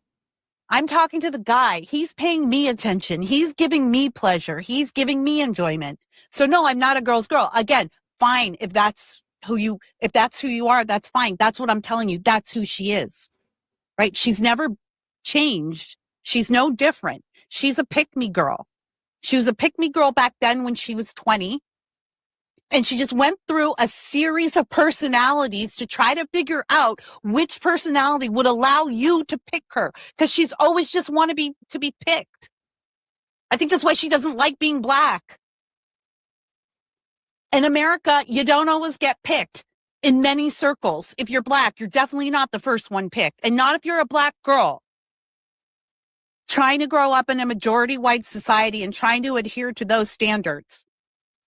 It makes sense to me that Candace doesn't like black people. I don't think she likes herself. She's always been a pick-me girl. And that's what she is now, a pick-me girl.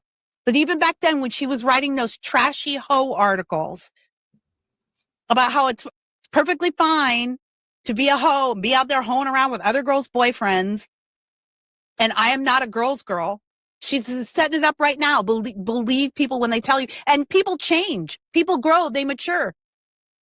But you go try to find that article. You can't. It's scrubbed. Candace isn't out there going, that's who Charlie was. Charlie went out there and said, this is who I was. This is who I used to be. The man I met, the Charlie Kirk I met at 20 years old was not the Charlie Kirk who left us back in September. He had changed in the time I knew him. He changed, and he always talked about that. He didn't make it a secret, and he didn't run from who he used to be. And he encouraged other people to make that change, not Candace. Pick me girls don't want you to know who they were. They only want you to know who they are right now, and they'll be whoever you need them to be. So when you go, I don't know why Candace is like this now all of a sudden. She didn't used to be like this. Yes, she did. She always was. She just figured out which personality you would pick. And that's the Candace Owens you caught. And then that's the one you came to like. And then when she picked a different personality to get a different group of people that she wanted to pick her, she changed. And you're going, well, God, she didn't used to be this way. Yes, she did. She was always this way. I don't know if Candace Owens really cares about the state or plight of Black America, or, if she really has ideas about solutions for Black America. I don't think she cares. I don't think she cares if white people are racist. I don't think she cares if Black people are racist. I honestly don't think she cares, period. Whatever side of that issue is going to get her the most attention is the side she's going to pick. When she wrote those trashy hoe articles, she was also putting up sites to dox Republicans and conservatives and people who break CRT and DEI policies. That was her. And then she became a feminist warrior. There's an iteration of Candace Owens on the internet. A lot of it's been scrubbed. There's that iteration of it too. And then she became a YouTuber. She did Red Pill Black. That's when she started to find there might be a little juice on YouTube. And I think what happened, I can't be sure, but I think what happened is she started talking about a subject that conservatives liked, which I think was celebrity culture. And then when they started picking it up, she just leaned into it, right? That was that version of Candace Owens, a YouTube warrior. And then she became a master influencer. She joined TPUSA and she became the Gen millennial Pied Piper, if you will. The millennial Pied Piper is crazy. The face of Black liberation. I'm going to liberate all of Black America from the Democrat slave plantation. And then she became an investigative reporter. And now she's what? Right? Then she became a Kanye stan. Then she became an anti-Semite. Then she became a Trump fan. Then she became a Trump hater. Pick me. It's pick me. She loved Charlie, then she hates Charlie. She loved TPUSA. She took all their money that they offered her and worked for them. And now she hates TPUSA. She's pick me. When you understand who she is, you can understand better what she's doing with Charlie and Charlie's legacy. Why would she dig in like this? It's the weirdest thing. She had the Macron thing going on. She's got her whatever she's doing with Nick Fuentes and the Groypers over there. She's got a whole thing going on over there. She also does a lot of celebrity commentary. She's hot and heavy on the Blake Lively, Ryan Reynolds thing. She's got other things going on. And we know that she knew Charlie. Why would she dig in like this? One might think she might lean into the sympathy angle more and get more, attention for the loss of a good friend. Why is she choosing this way to dig in? Right? It's because if you understand who she really is and who she has always been, you can understand what her problem is with Charlie and TPUSA. And it is that he picked her and then he didn't pick her. And he didn't pick her for the ultimate job, which was his wife. Now, I don't know Charlie well enough or Candace at all, to tell you what their personal relationship was like. I can only give you an opinion based on hearsay and third party talk from, what I learn around the industry. And I never really heard anyone talking about anything going on between them. That's not what I'm suggesting at all. What I'm saying is that when Charlie, and this was always my biggest problem with Charlie, this is why I would fuss at. Okay, I'm gonna let her. She cooking, y'all. Kira Davis is cooking. Y'all go ahead and put some bomb emojis in the chat because she is not playing games. Y'all put them bomb emojis in the chat. She is cooking them. Shout out to Kira Davis. She's an excellent content creator. Her link was put in the chat. It's down in the description as well as in the chat. It was already put in there, so y'all definitely go support her. She's an excellent content creator. I think definitely we need to get more like Kira, less Candaces. Let's go. Him so much, and I got the reputation for doing that. I really was annoyed with him for bringing us Candace, and no one listened to me when I was sounding the alarm at the time. And everyone was like, "You're jealous," So I was always annoyed with Charlie over that. But what happened was they picked her, and they had a pretty good run. Her and Charlie were a good team. They did great things up on that stage. And Candace has some really great footage you can go watch in her TPUSA days, really giving it to those students. No. And I think she fit in very well over there at TPUSA, actually, for a while. I believe. Look, I'm gonna push back a little bit because I think Kira made a great point.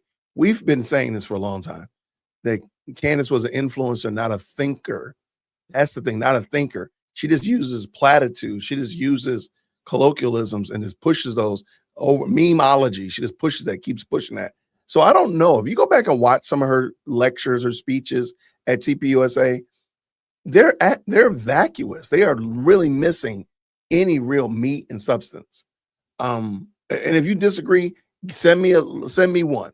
Send me a speech that Candace gave that you're like, this is a deep thought. A real deep thought. Send it to me. jwitt@jwitt.com. All right, let's keep this dance going. This is only my opinion. That's fine. That Candace wanted to build an empire. And that's really what she's always aimed at. There's something inside of her that makes her feel like she has to prove herself. She wants everyone to pick her. She wants to be at the top of the heap. I'll give you another example of that. A couple years ago, you may remember, she got into a bit of hot water after she had I think it was her second or third child. Her and her husband live in Nashville, and she was hired to be the featured speaker at a very prominent Republican women's event in Utah. She took $30,000 for the event. What? And then the day before called to cancel. What? And she said that she could not take that time to go to fulfill her obligations because she didn't realize how much effort it would take to be a nursing mom. She was, basically she was just saying, I've had the baby and I'm more overwhelmed than I thought it would be. I can't go. That's just too long of a flight. And then she asked for a private jet so she could do a quick turnaround, go in and turn around. I think they did accommodate that, and she just ended up not going at all. She just flaked. $1,000. She just flaked. Well, what did she do the night of the event she was supposed to be at? Was she at home with her nursing infant? No. She was at a birthday party for Brittany Aldean at the country music star Jason Aldean's ranch in Nashville. That's where she was. That's why she canceled. She's a pick-me girl, and she found something better. Can somebody find that? Can somebody find that for me? I didn't know this. I did not know this. Shout out to Lynn, I believe it is, that sent me this. I didn't know this. Can y'all find me this? And look, feel free to let me know. And if you find it, please. Somebody asked me, am I covering the comment section tonight? No, that's not my plan. we got a lot of stuff to do tonight. We got a lot of work to do tonight. And I can't send no AI bot to be out here being JWitt. I don't have a JWitt AI bot yet, but we could maybe make that work. But I got work to do. But we will do it on Saturday, I promise you. Okay, what we got? All right. You remember? I've never heard this story before. Chrissy, then if you remember it, then you gotta, if you say you know where it is, jwitt@jwitt.com. I'm checking my email in 5 minutes. I need you to send me that. I've never heard this story. Somebody better picked her Wow. than the dumb old Republican ladies in Utah. Pick me, girl. If you start framing everything she does with that in mind, things start to make a lot more sense. So you might feel like, whoa, she's switching it up. I never knew she felt this way or that. No, what happened was she met a group of people who she wants to pick her, and now she's saying what she thinks they want to hear. And for whatever reason, right now, it's the Groypers. I don't know why. You know, I don't have a foot in that world, so I don't know what kind of money is flying around. But there might be some other interests as well. I do think some foreign interests are throwing cash around the influencer space. I don't know if she's one of those people that's getting that, but I do know that there is something in this for her. It's not that if you hear Kira Davis saying something, making an argument, having a debate, it's because I'm feeling passionate about that. This is a topic that I believe in. And I want to discuss it, and I want to talk about how to improve it or make it better or, keep winning. I do what I do because I want to win for America, for Republican politics, for liberty. Sorry, you can hear my dog growling back there. Lola, be quiet. She don't even like Candace.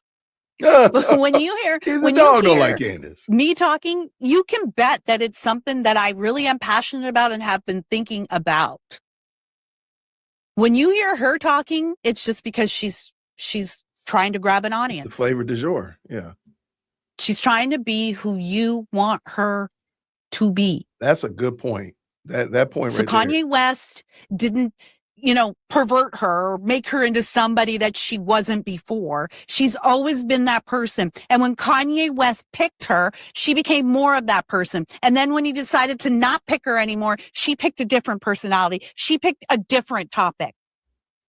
And that's why you see her making all of these ridiculous assertions about who killed Charlie and who's responsible, what the conspiracy was. It was the Utah government, then it was the FBI, then it was Kash Patel, then it was security guard, then it was Frank Turek, then it was Erica Kirk.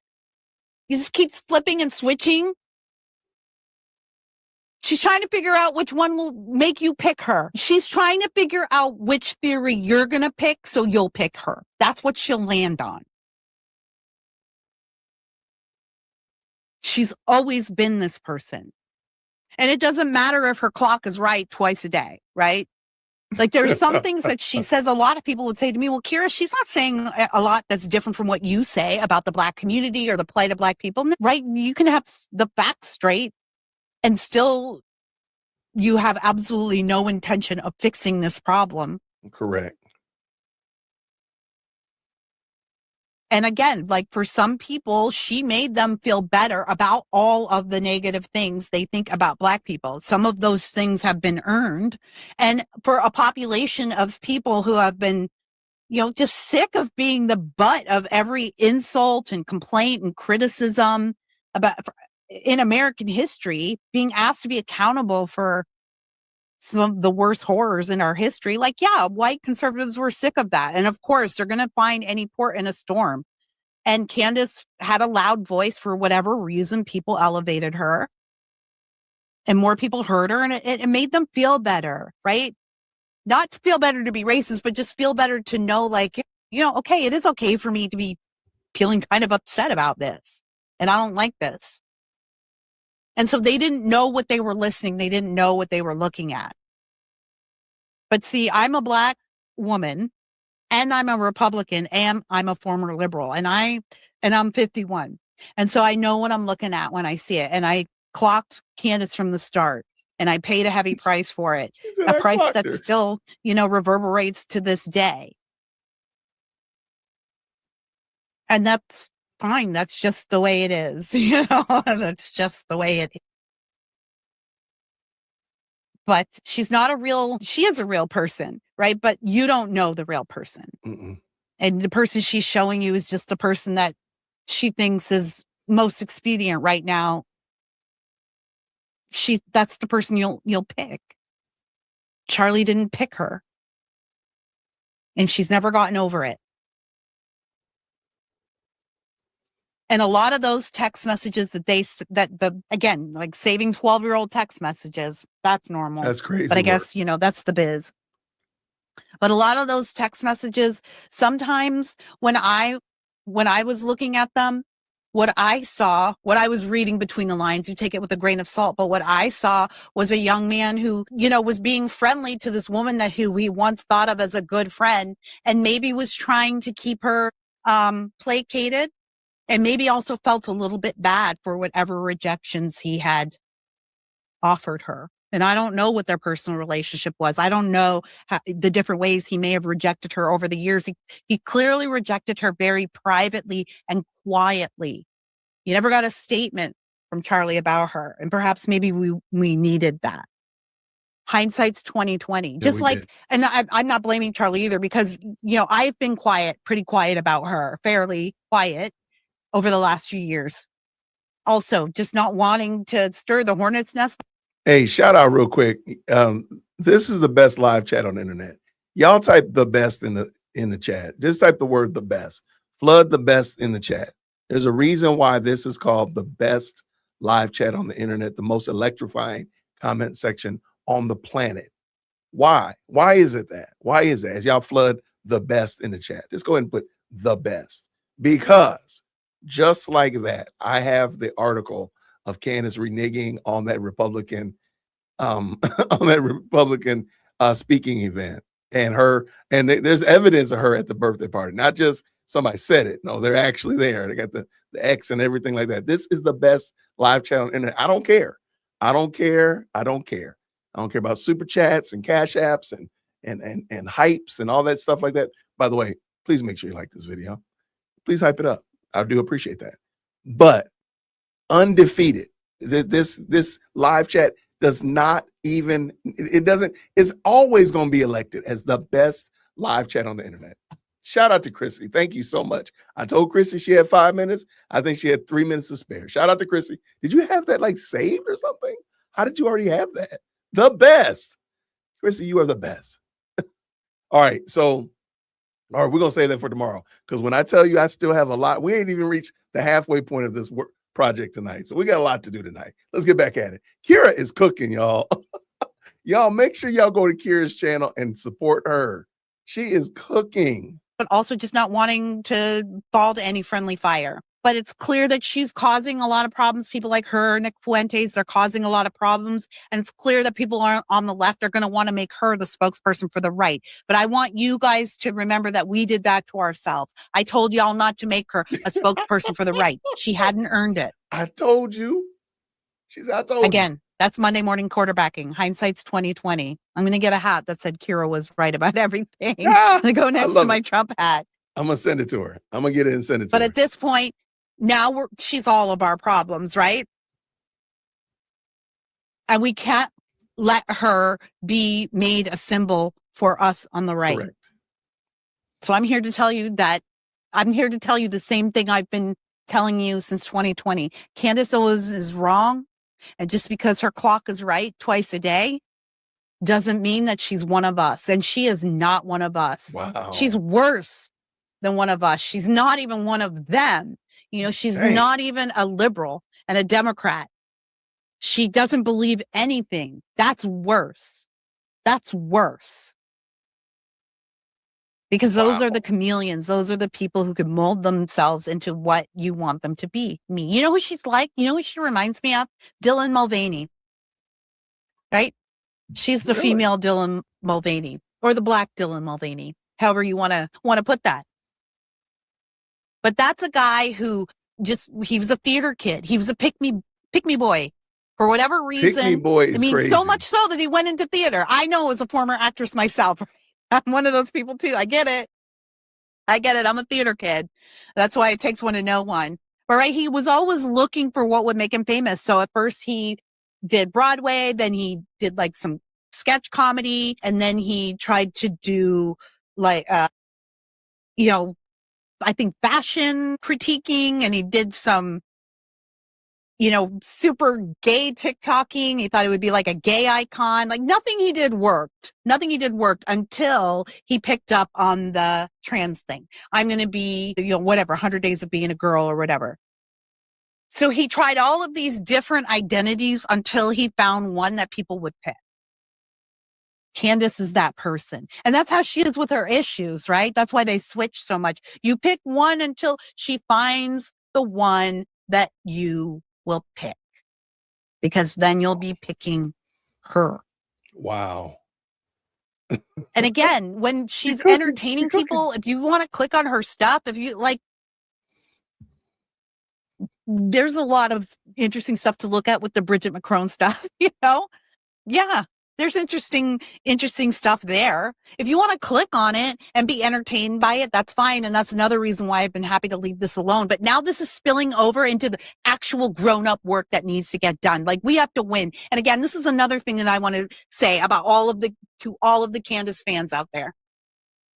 We're like, well, Kira, she does have a point about where the security guard was standing in relation to the rooftop when Charlie was killed. Or she is asking these questions about whatever. She's asking all these questions. What has she done? Like, what has she solved? What victories has she had? What's the investigation that she mastered and then was able to get law enforcement convictions or political action on? Right? Who is the family of a victimized family that she has helped get justice for and helped spread the story and spread the word? Right? What has she changed? What politician has she stumped for who has won or even lost, but she's gone out there and raised money for? Right? What op-eds does she write about how we solve the transgender crisis or how we solve the affordability crisis or what's happening to our kids? What marches has she gone to stand with parents and mothers and fathers who are fighting against boys in their girls' locker rooms or sports? What results has she gotten for anything? So fine, go be entertained by her. Do not pretend that she has anything to do with what we're doing here on the right. She's not one of us, and she never has been. I don't know where her loyalties lie. They do not lie with America. And they don't lie with Charlie or Charlie's mission. Think about how the world changed even on the day of his memorial. Can you possibly imagine being someone like Candace Owens and then trying to pretend that, oh no, Charlie wasn't, none of this was real. None of this was real.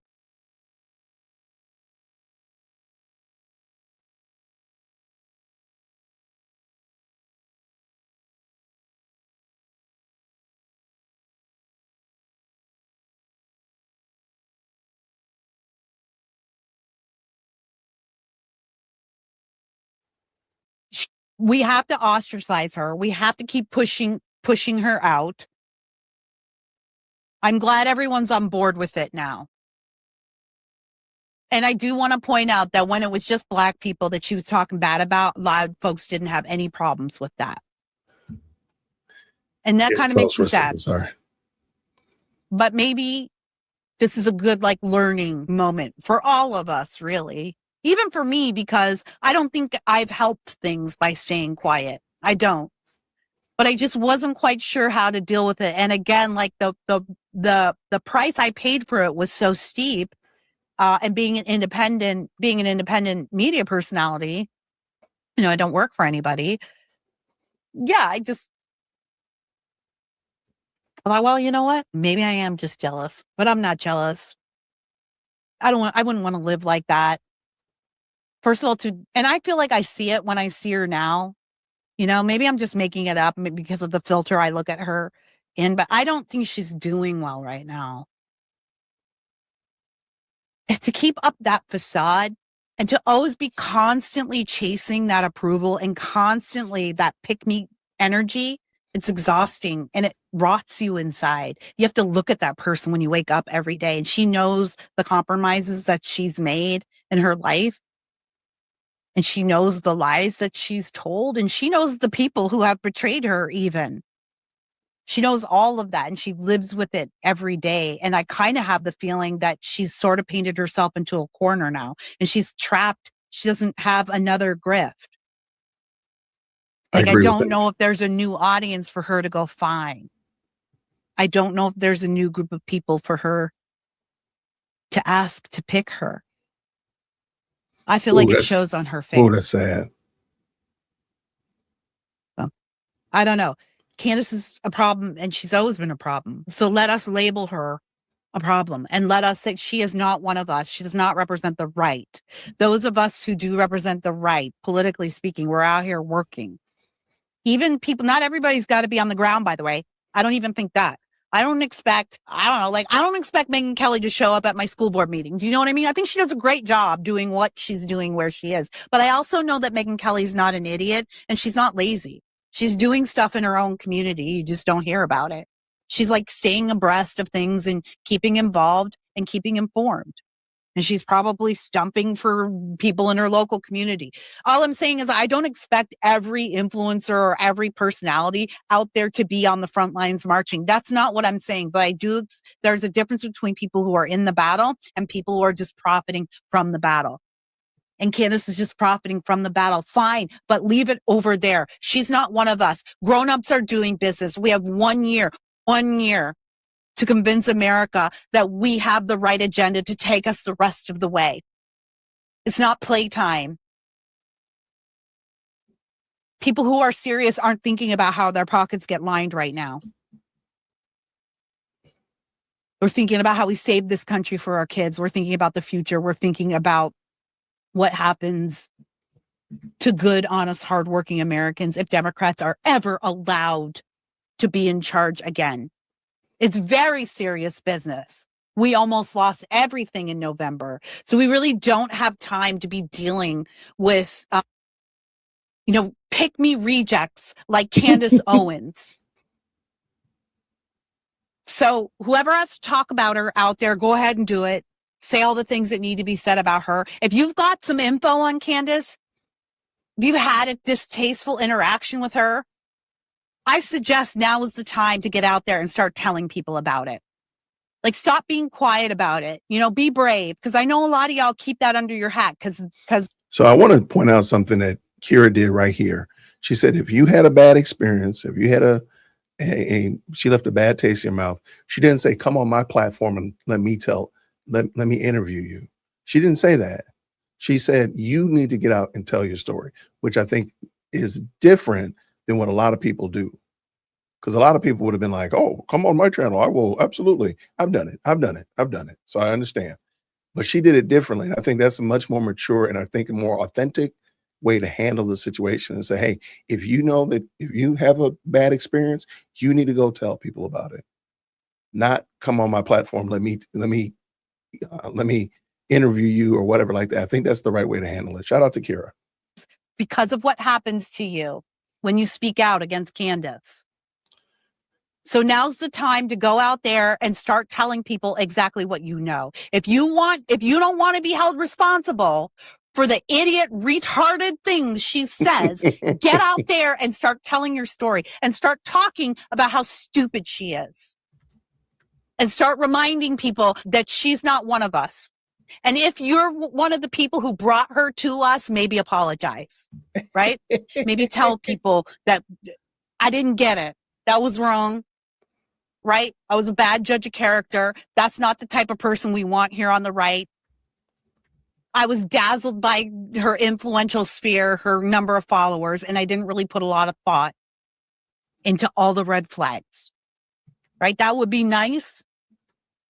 So that we can all learn from it and then we don't give ourselves another Candace Owens. Again, we did that to ourselves. We did that, right? The left didn't plant her there. The left didn't give her to us. We did that. Yep. And so the people with experience who were saying this isn't a great idea, our side rejected those people. And so maybe next time we won't, if there's a next time, but let's not let there be a next time. Let's circle the wagons here and push this organism out. She's no place here. She's not helpful. Fire. It's not that she's not helpful. No, she's not helpful. No, say that. It's that this is war. and She's not she's in the helpful. way.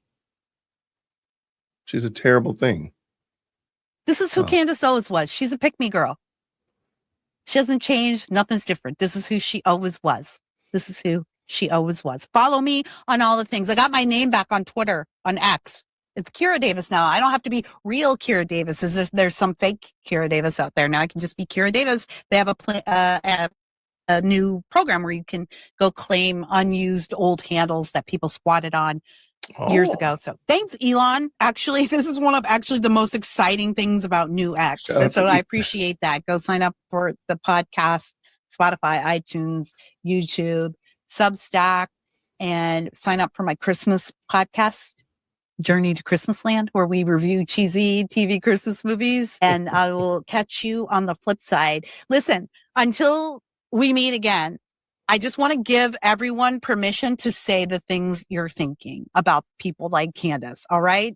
So Gen X, if you're like me and you're like, hey, I'm just trying to keep my head down and do what I do and mind my own business. Gen X. This might be one of those times where you need to stir from your slumber and just put a few words out there. And if you've had an interaction with Candace that was displeasing, you should definitely be talking about that. People need to know who she really is. I don't think she knows who she is, but you definitely don't know who she is. She's a pick-me girl. And once you understand that about Candace, you understand everything. Bye. Shout out to Kira Davis. I learned something in the chat. You know what we're gonna do? We're gonna do an exit ticket. What did you learn from that? I just learned what a pick me girl was, and that was a very clean definition of a pick me. So I'm gonna put pick me. That's something. That was something. What'd you learn in there? Give me something that you learned. Something that you learned. And of course, please make sure you follow Kira Davis. Thank you so much, Tina, for that. Thank you so much for that. Yeah. Okay.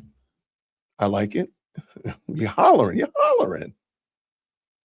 She did cook. She cooked that. She cooked. As they like to say, no crumbs were left. More people need to start speaking up about it. I agree 100%. I agree. Absolutely. We're going to read that article. Because I don't want to talk about her that much.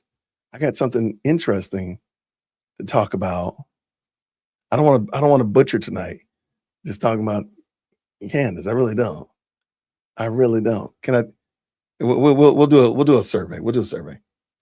I never understood how the right fell for her. That's a good point. Oh man, y'all want me to read the thing? All right, okay. Yeah, I've heard the term, but I just never knew what it was. I never knew what it was, but I think that was the best. I've heard people try to describe it. That was the best definition I'd ever heard. So that's what I mean. All right, so dog, I want to talk about movies, man. All right, here we're gonna do this one. Let's bring this one over. Here, dog, y'all kicking out my video about movies, but I give the people what they want. That's what we do over here. We help the people. We give them what they're looking for. We give the people what they need. So that's what we do over here. Man, y'all flood the chat. Go ahead and flood the chat though. Make sure the chat is hot. Make it hot, y'all. Come on. All right. Well, I'm getting rid of this ad. Okay, let me make sure. Yo, this is so crazy. Shout out to Chrissy for sending this to me. All right. Yeah, make sure you flood the chat. All right. Let's get at it. What do the people ask for, Jason? They asked for Candace Owens charged $30,000 for a Republican speaking gig she abruptly reneged on. Report. Candace Owens is a grift and a curse. All right. Lady Owens recently reneged on a previous engagement, and this is from June 22nd, 2021. Previous agreement to appear at an event on Juneteenth for the Republican group so that she could instead attend a birthday party for the wife of country music singer who once wore blackface for Halloween while purportedly dressing up as a rapper. She blamed it all on being the mother of an infant, but A closer look into the details suggests that there may be much more to it. It was the latest evidence of Owens, a prominent, I'm not going to call her conservative grifter, whose selective, timed anti-Black shtick has made her a prominent feature in the proverbial sunken place, cares more about her personal gain than she does about the revered Republican Party to which she has reportedly sworn allegiance. Man, who wrote this? And this is in what magazine? What is this? I mean, they are cooking her too.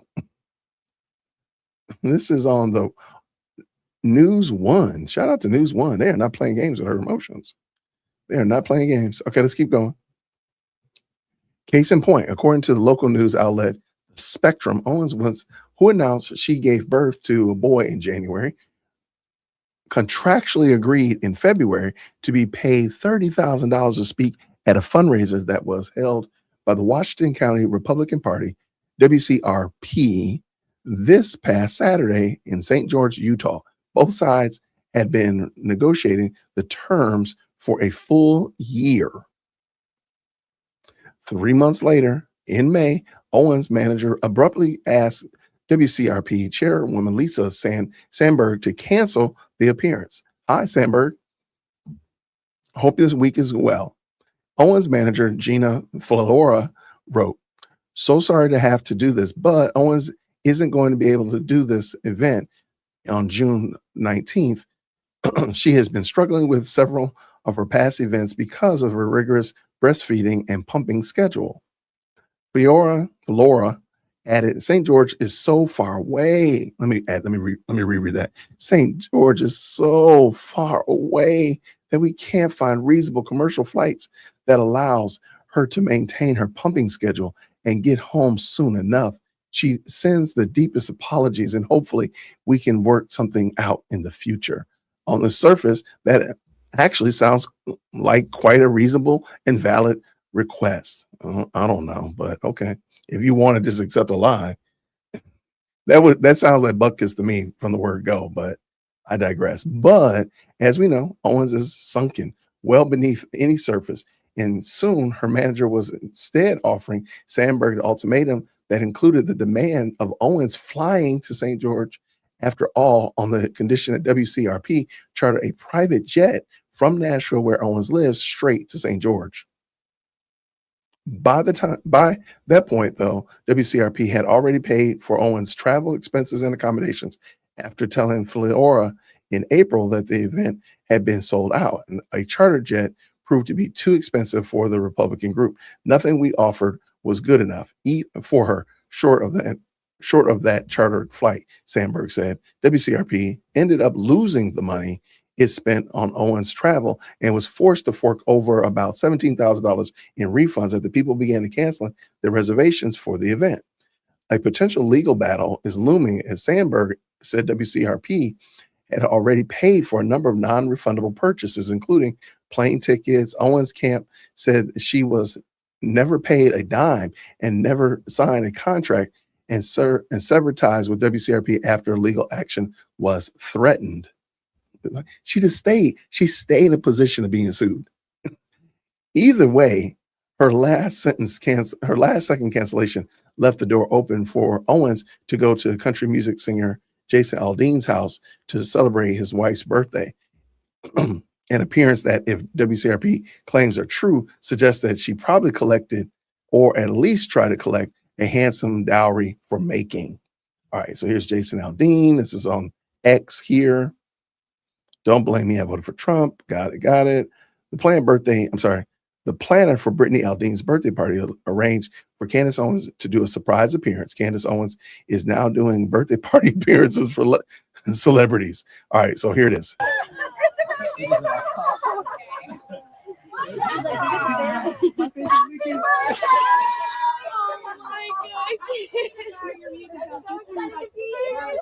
Wow. Can you imagine that's your birthday present? I would want that. I would absolutely seek mediation if that was my birthday present. Aldean, as some might Remember when viral for all the wrong reasons in 2015, when photos circulated on social media showing him in blackface on a Halloween costume he said was supposed to be rapper Lil Wayne.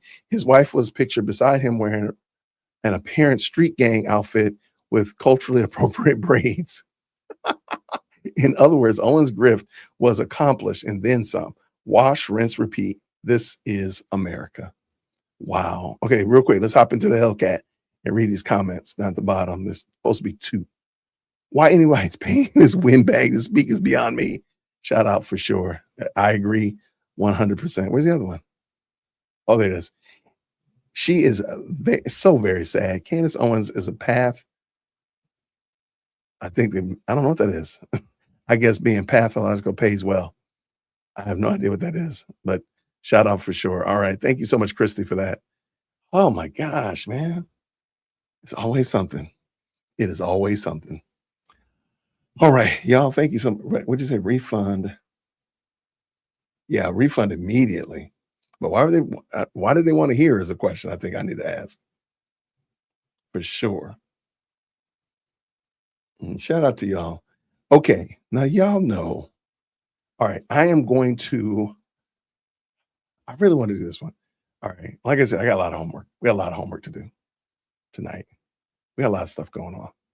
We've been talking about technology. We started out talking about technology in the classroom, trying to use AI robots to teach kids, which that sentence sounds bonkers. Okay, and I told you all that I had a story that I promise you would impact every last one of us. All right. In the chat, are you familiar with Flock?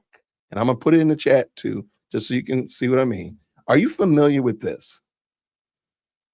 Flock. Are you familiar with these? And what it is? If not, it's okay. You're gonna learn in a few minutes. Have no fear. Have you heard of these? Is it a drug? No, it's not a drug. Okay, so we got some people who know about it. Okay, cool. All right. And actually, they've mentioned a couple of times. I've heard them mention them on our body cams. Okay, so people know about these Flock cameras. Okay, so I'm gonna pull this video in. I don't know what the name of this is. It's called Reason TV.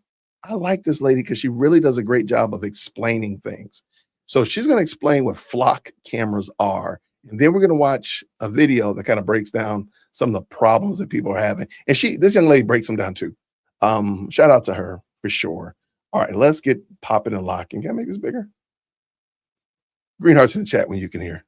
Have Americans finally had it with this mass surveillance system? That is a Flock safety camera. It's an artificial intelligence automated license plate reader. I've reported on Flock before, and if there's one thing people in the comments can agree on, it's their hatred of this. That's because at least 90,000 Flock cameras across 6,000 communities read over 20 billion plates per month. All that information then gets uploaded into a giant shared database, which can be accessed by law enforcement and government agencies. And no surprise, this raises a slew of issues. Like one Ohio man pulled over accused of stolen plates, attacked by police dogs, and jailed because Flock read the 7 on his plates as a 2. Or the Colorado woman accused of stealing a package and treated as guilty until proven innocent because Flock caught her driving 20 times in 1 month. Then there's the Arkansas couple that had a Flock camera pointed right at their house, putting them and their guests under constant warrantless surveillance. And not to perpetuate stereotypes, but multiple cops and police chiefs have accessed Flock hundreds of times to stalk their exes and current partners. But don't worry, you can stalk people too, because Flock cameras are hackable in under 30 seconds. They can be turned into a personal spy device, run on an Android operating system discontinued in 2021, and didn't even have two-factor authentication until it recently came out that they didn't. YouTuber Ben Jordan even found 51 vulnerabilities with Flock and said accessing them is so easy, 12-year-olds could do it. We don't condone the destruction of Flock cameras, but we're also not surprised the public has reached their boiling point. One Virginia man now faces 19 felonies and 6 misdemeanors for destroying 13 cameras over 6 months. In Michigan, police used Flock to catch this guy who caused about 10 grand in damage to cameras. And Oregon vandals / patriots, depending who you ask, cut down 9 Flock cameras, leaving some with colorfully worded stickers. Flock cameras in California, Connecticut, and Illinois have also been destroyed. So, did Americans take notes from Britain's Blade Runners? Have Americans finally had it with this mass surveillance system? Okay, That so is a Flock cameras. I've heard about them. I kind of thought they were good, But we're going to go jump in and tap in with Atozi, excellent content creator. Link is down in the description. I didn't know some of these things. And I'm kind of conflicted because, again, they solve crimes. They help solve crimes. But on the same note, they're gathering data, and a lot of data. So we're going to look at this video, and I think I'm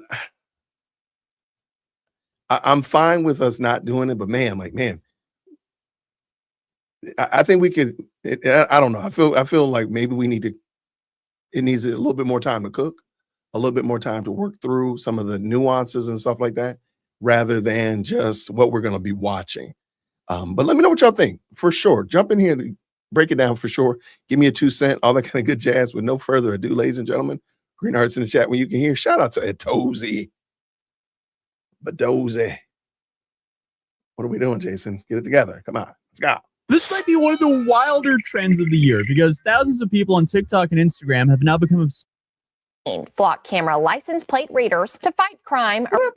This might be one of the wilder trends of the year because thousands of people on TikTok and Instagram have now become obsessed with taking down AI-powered police cameras. Some are climbing ladders, others are throwing cheese on solar panels, and you have entire accounts just dedicated to tracking where these cameras are currently located. So now you have a whole trend where people are documenting these cameras, mocking them, and celebrating every time one stopped working. So what exactly is Flock Safety, and why has a surveillance company become the internet's newest villain? Flock identifies itself as a public safety technology company that uses connected cameras to help communities across the country respond to and investigate safety incidents. Critics argue the company is a massive surveillance operation and worry personal data is at risk. Yeah, so unless you're really into like local government meetings or police technology, there's a good chance you've never heard of Flock Safety until all these videos started popping up recently. And that's kind of crazy considering just how widespread they've become. Flock Safety, in short, is a Georgia-based company that builds automated license plate reader systems used by thousands of law enforcement agencies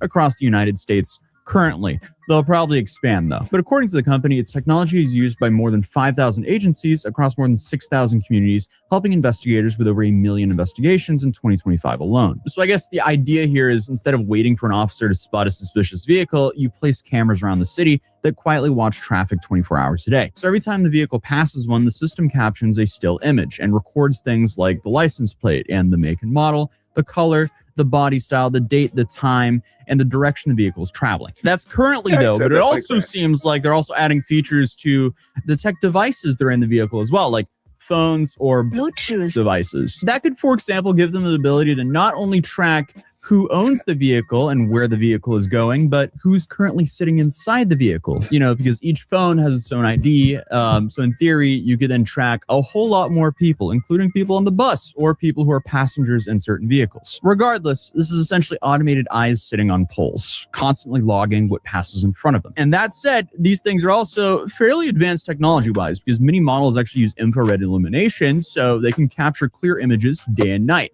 And in many cases, they can actually see through people's masks. So that's one reason they're so effective, and also one reason why people who are currently wearing masks to destroy these need to be a little careful, because infrared isn't really mask friendly because it can still detect the shape of your face. And it's safe to say police departments absolutely love them. The Abilene Police Department in Texas says Flock cameras have helped investigate homicides, recover stolen vehicles, solve hit and run cases, and even track homicide suspects across multiple cities. Police department has confirmed it is using 13 Flock camera license plate readers to fight crime around the key city. APD did not disclose to KRBC the location of these cameras, but did say all 13 are located along major roads. So I guess if bank robbery suspects drive through town, investigators can actually see where the vehicle entered, where it exited, and potentially where it went next. So I guess instead of relying entirely on eyewitnesses, they suddenly have a digital breadcrumb trail. But really, this is only the tip of the iceberg because these cameras aren't just taking pictures. See, every time your car passes one, information gets added to a searchable database. Not just your license plate, but your vehicle make, model, color, body style, and so on and so on and so on. So Flock is very clear about a few things. The company says the data belongs to the agency that collected it. Searches are, I guess, logged and audible, and by default, the information is automatically deleted after 30 days. And the company also repeatedly says that it does not use facial recognition technology. But Critics argue that you don't really need facial recognition to build a surprisingly detailed picture on someone's life. Think about it. If a camera sees the same car outside of the same house every night, then outside of the same school or outside of the same church regularly, they can build kind of like a very good map of where this person goes and exists and what kind of life they live. And I don't know about you, but I feel like most people believe that this is the kind of data we should consent to. And it seems like most people agree with that. So you have groups like the ACLU and the Electronic Frontier Foundation. They've argued that that's where the real privacy concern actually starts. Not because the cameras identify faces, but because they can document movement patterns over time. And that debate has only gotten louder and louder as Flock's network has grown. So you have thousands of agencies now using these systems across thousands of communities. And some departments also participate in something called a national lookup, allowing agencies to... So, and actually we've heard them mention Flock. I remember a body cam when Natalie was on here. They mentioned, yeah, we looked it up in Flock. And it just kind of went over my head. I wasn't paying attention to it, but I remember it now when I saw this, I'm like, oh my gosh. So anyway, this is kind of wild. I don't know how I feel. I really don't. I'm conflicted. But I am going to give him a like. Make sure you do the same. Hit the like button. Let's go. Search data collected by other departments. And again, police obviously see value in that. If someone steals a car in one state and drives hundreds of miles away, investigators don't have to hope, like, I don't know, another officer spots it. Cameras along the route may have already documented where it traveled. But if all these cameras are quietly collecting information every day, how much tracking is too much tracking? Because there's a lot of stories popping up now that are becoming a real issue. And I'm going to get into a few of those later on in this video. But one of the stranger stories making the rounds involve a man who reportedly filed a public records request for Flock data tied to his own license plate, only to have the request denied over privacy concerns. Excuse me, what? He's trying to get his own information, but he's being blocked due to privacy concerns? So the government can collect data on your movements, but when you ask to see information about your own vehicle, you're told releasing it would violate privacy. What? So no doubt, this is starting to get a little weird. And the debate has started changing laws. So Washington State passed legislation restricting where automatic license plate reader cameras can operate, limiting collection near places like schools, places of worship, healthcare facilities, food banks, and immigration-related sites. Other cities have reconsidered or ended their contracts with Flock after concerns over safety. So for one group of people, I guess, these cameras represent safer communities. But for the overwhelming majority, they represent one of the largest surveillance networks most people never realized already existed. And then, I guess you have the internet. Yo, chat, 5K likes, I'm gonna start taking Flock cameras down. All right, I'm not gonna lie, I couldn't restrain myself. I low-key just gorilla shook this motherfucker and it broke. You, Peter Thiel. You. And instead of, I guess, writing angry opinion pieces, people started posting TikToks. And not before long, Flock cameras weren't just controversial, they became content. Hey, Peter, we're coming for you. We, the people of the United States of America, are not going to stand for that police state. The good news is we can do something about it. If you scroll through TikTok or Instagram Reels or Twitter, it won't take you too long before you find videos of people celebrating another Flock camera going offline. Some people cheered because, you know, they drove past an empty pole, and others post maps showing where all the cameras are located. And then, of course, one of the stranger trends I've seen come out of this is people throwing slices of cheese onto the camera's solar panels, which I guess temporarily blocks them from charging. And obviously, not everyone online is just joking. I do want to say that a lot of people protesting Flock cameras aren't doing it for the trend online either, but they're literally just trying to get this kind of surveillance removed. And it makes sense because this is one of the craziest overreaches we've seen in a while. Historically, I stay out of the city and the city stays out of my business. It was a pretty decent arrangement. But then y'all sent me one of these tickets from one of your AI red light cameras you have deemed as necessary infrastructure in your city. The thing about this is I was in Seminole, Alabama at the time I allegedly ran this red light downtown because the enforcement action of 316.0083 unduly shifts the burden of proof to the vehicle owner, me, to prove my innocence rather than the state having to prove my guilt. Currently, I'm guilty by default. I've been convicted by a computer program. So not only does this process flow through a private company, our DMV records and personal registration information are accessible by a foreign actor. But regardless, police around the country are investigating multiple incidents involving damaged or destroyed Flock cameras. One recent example came out of Indiana where a Flock camera along Interstate 69 kind was found lying on the ground, and Indiana State Police confirmed it belongs to the agency and opened an investigation. There was also a dude in Virginia, I think, who got arrested for, let's say, guy in Virginia arrested. Yeah, it was a dude in Virginia who also destroyed a whole bunch of flock cameras and got arrested. What I guess was kind of amusing about the Indiana one is officials, they couldn't confirm if it just fell or if it was vandalized, but they are currently looking for whoever did it. Essentially, people across the internet are putting out hits on these AI cameras. Peter Thiel! Peter Thiel! Well. Who's the Peter flock Thiel? camera? Peter Thiel! I see you, Peter Thiel. What? We have a message. And also in North Carolina, damaged flock cameras started a debate over whether the technology's crime-fighting benefits outweighed the privacy concerns. And then there's a bunch of videos that go much further, like posting guides explaining different ways to either take down the flock cameras or disable them or just outright destroy them. Now, to be absolutely clear, this channel does not condone that whatsoever. Doing stuff like this has some serious criminal risk. You don't want to mess up your life because you hate an AI camera, but I don't think too many people have too much sympathy for them. It's kind of like the same thing of hearing about like, oh no, someone destroyed a speed camera. What will I ever do? Regardless, don't do anything that can wreck your life. And there's also the reality of damaging a few cameras doesn't suddenly make the network disappear, because from what I can tell, every time you destroy one, Flock gets paid to replace it. So we are really just kind of stuck in this weird purgatory for something that I don't think anyone voted for. It's just another thing to add to the long list of injustification that we've experienced over the last few years, because there's no clear win here. Like, either your every movement is tracked and your tax money goes to replace the broken cameras, so your every movement can be still tracked. Fun. But I mean, the amount of hate these things is starting to get is making the criticism harder for the company to ignore. Because some of the biggest controversies weren't about strangers damaging the cameras at all. They were about people who were authorized to use them. Because no matter how secure a system is, it's still operated by human beings. So in Georgia, a police officer by the name of Paige Fort was charged after investigators alleged that she searched Flock's database for personal reasons. So according to Georgia's Bureau of Investigation, she conducted more than 30 unauthorized searches, including searches involving her former boyfriend and people connected with him. Well, that's not good. We sure have opened quite the fascinating can of worms here with this system. And she was eventually charged with computer invasion of privacy. And now, that's obviously not Flock deciding to stalk someone's ex. That's an officer allegedly abusing the access that she's been trusted with. But critics argued that's exactly the point.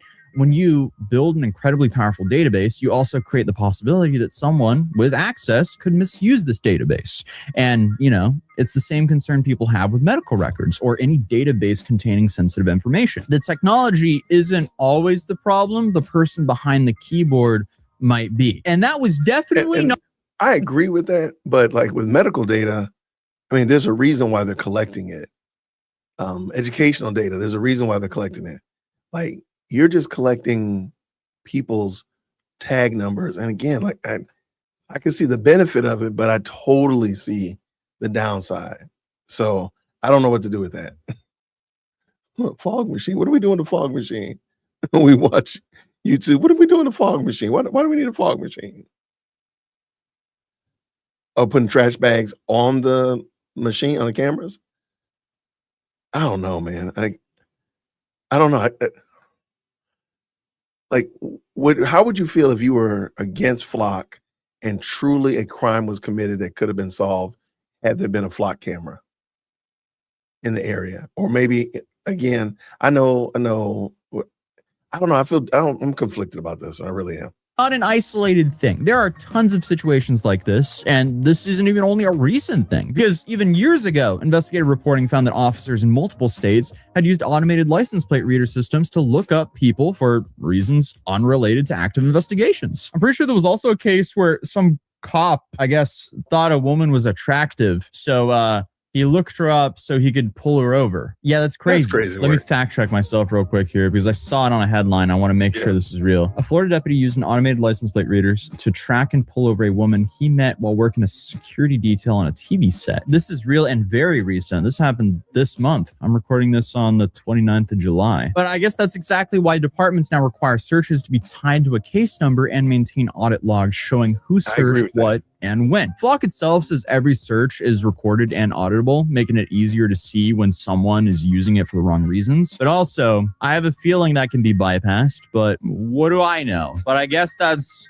better than having no oversight. But, as we've seen in plenty of other industries, having rules isn't the same thing as everyone actually following them. Then you have cases where nobody necessarily abuses the system and things still go wrong, like Joel Fetter. Fetter was driving through Colorado when he suddenly found himself pulled over at gunpoint. Police believe the vehicle he was driving had been reported stolen, except it wasn't. According to the reporting on the incident, the problem started when the vehicle was entered into the National Crime Information Center database using only a partial license plate instead of his full license plate number. So Flock's system searched using information that had been given and generated a possible match, and officers acted on that alert. So the result was an innocent man being detained because a chain of human errors snowballed into a terrifying traffic stop. And I don't know if this makes it better or not, but Flock said its system had functioned as configured and apologized for what Fetter experienced. And the company also acknowledged that figuring out the exact matches from partial matches was fair feedback. Feedback? The guy had a firearm pointed at him. What are you talking about? Oh, thank you for the feedback. That could have gone so bad. And essentially the company's response was just like, well, we'll work with this constructive criticism here. Excuse me, what? Also, another issue is that most people don't actually understand how the system works. Take Oshkosh, Wisconsin. During public talks on whether the city should purchase Flock cameras or not, company representatives reportedly told officials that one feature, known as heat maps, wasn't possible. But then later, police showed that they could generate maps showing where vehicles had traveled based on camera detections. So is this being misleading on purpose? What's going on here? Was it all just like a misunderstanding or different features being discussed? I don't get what's going on. Or I guess did city officials simply not get the full picture before making a decision? But I guess even when the company says it has safeguards, if the public doesn't understand how those rules work or thinks the rules don't make sense, trust really starts disappearing. And once people lose trust in surveillance technology, it becomes a lot harder to convince them that the cameras are only going to be used for the reasons they were promised to be used. If this statistic is true, we have a massive problem. But apparently the CEO of Flock, he ended up talking about the people who had a problem with Flock. You've got organizations like the ACLU and the EFF who take an above-the-board approach to fight for their point of view. And thankfully, we live in a beautifully democratic, capitalistic country where we can fight in court. And I have a lot of respect for those groups because they have reasonable debates and we follow the law. And then unfortunately, there's terroristic organizations like DFlock, whose primary motivation is chaos. They are closer to Antifa than they are anything else. And that, I think, is unfortunate because we don't want chaos, or I don't want chaos. I like law and order. I like a society that has a bedrock of safety. So for those groups, I think it's just disappointing that they haven't chosen a more constructive mannerism to try to get what they want, which they have a right to have. But that's why we have a democratically elected process, right? Like we're not forcing Flock on anyone. Elected officials know that as a community, you want to be safe. That's not very reassuring. And also, that's just flat out wrong. DFlock is an open source project that simply maps out license plate readers. Like, if you're going to litter our communities with license plate readers, we should at the bare minimum have the right to know where they are. Also, if you actually care about bedrock of safety, you should care about how your Flock cameras are installed, because currently there's a bunch of them that are just installed in a way which could kill people. How do I know this? Well, meet Steve Eimers, who goes by the guardrail guy. His daughter Hannah tragically lost her life due to an incorrectly installed guardrail. So he has dedicated his account to pointing out incorrectly installed guardrails, posts, and other things alongside of our roadways, so whoever installed them can come and do it correctly and actually save some lives. And he's recently noticed a trend of these license plate readers being incorrectly installed. Listen, don't try to co-opt anti-Flock guys. Don't try to co-opt me. I'm handing you a gift or shut up. All right, let's get down to this. This is not crash.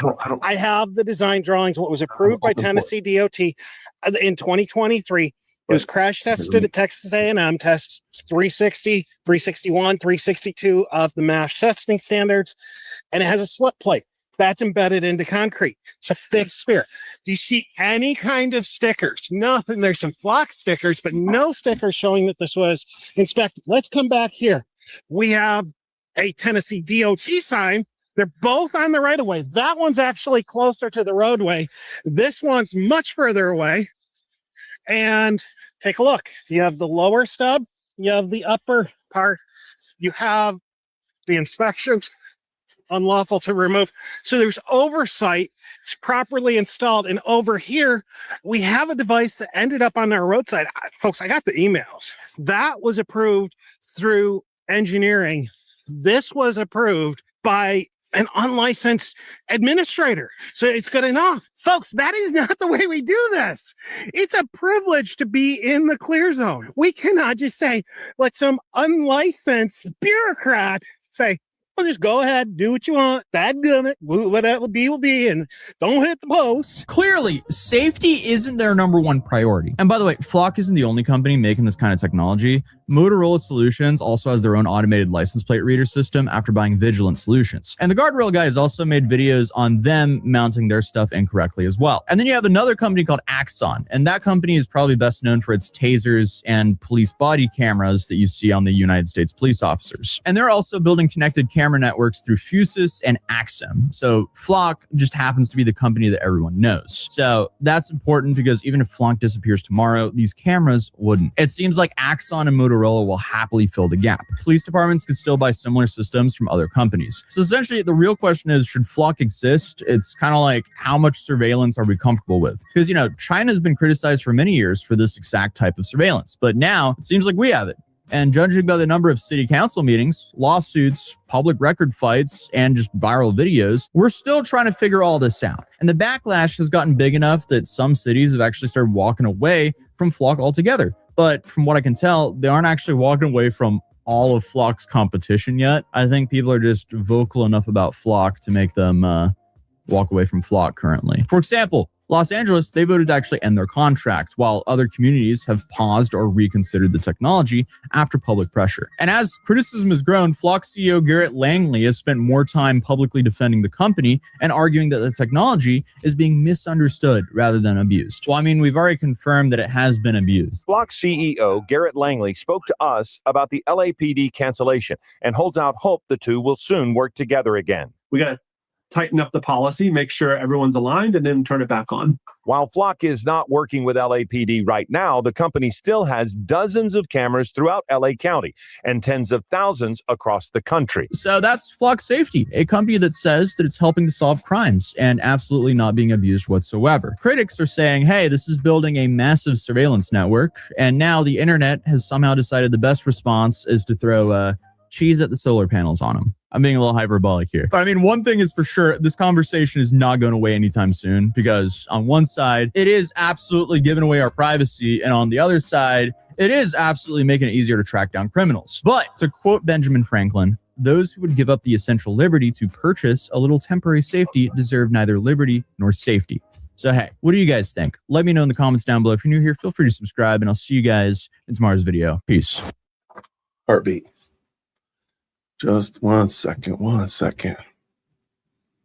All right. Okay, what y'all think about that? Y'all comment in there below. Let me know what y'all thought about it. I'm still conflicted about these cameras, but I know y'all on my bumper about these cameras, so we're gonna get rid of these cameras, y'all. We're gonna get rid of these cameras, y'all. Y'all do not want these cameras. I'm not gonna fight with you. I'm not gonna fight with you. She said very much hated. All right, let me hear real quick. All right, let me bring Kurt in here. A small little issue has come up, so let me bring Kurt in here. This is a great summary of what happened on Monday, so y'all enjoy this one. Real quick, Kurt, come on up here to the front of the church. Let's go. Candace Owens is getting sued for defamation by the president of France and separately by the man who ran security for Charlie Kirk. For over a year, she's told her audience that she wants this. Bring on the discovery. Bring on those subpoenas. But Monday morning, her lawyer stood up in a Delaware courtroom and spent the entire hearing trying to kill both cases before discovery ever started. And the argument they picked? Delaware has no business touching her. Delaware, the state she personally sued someone in. Let's get uncivil about it.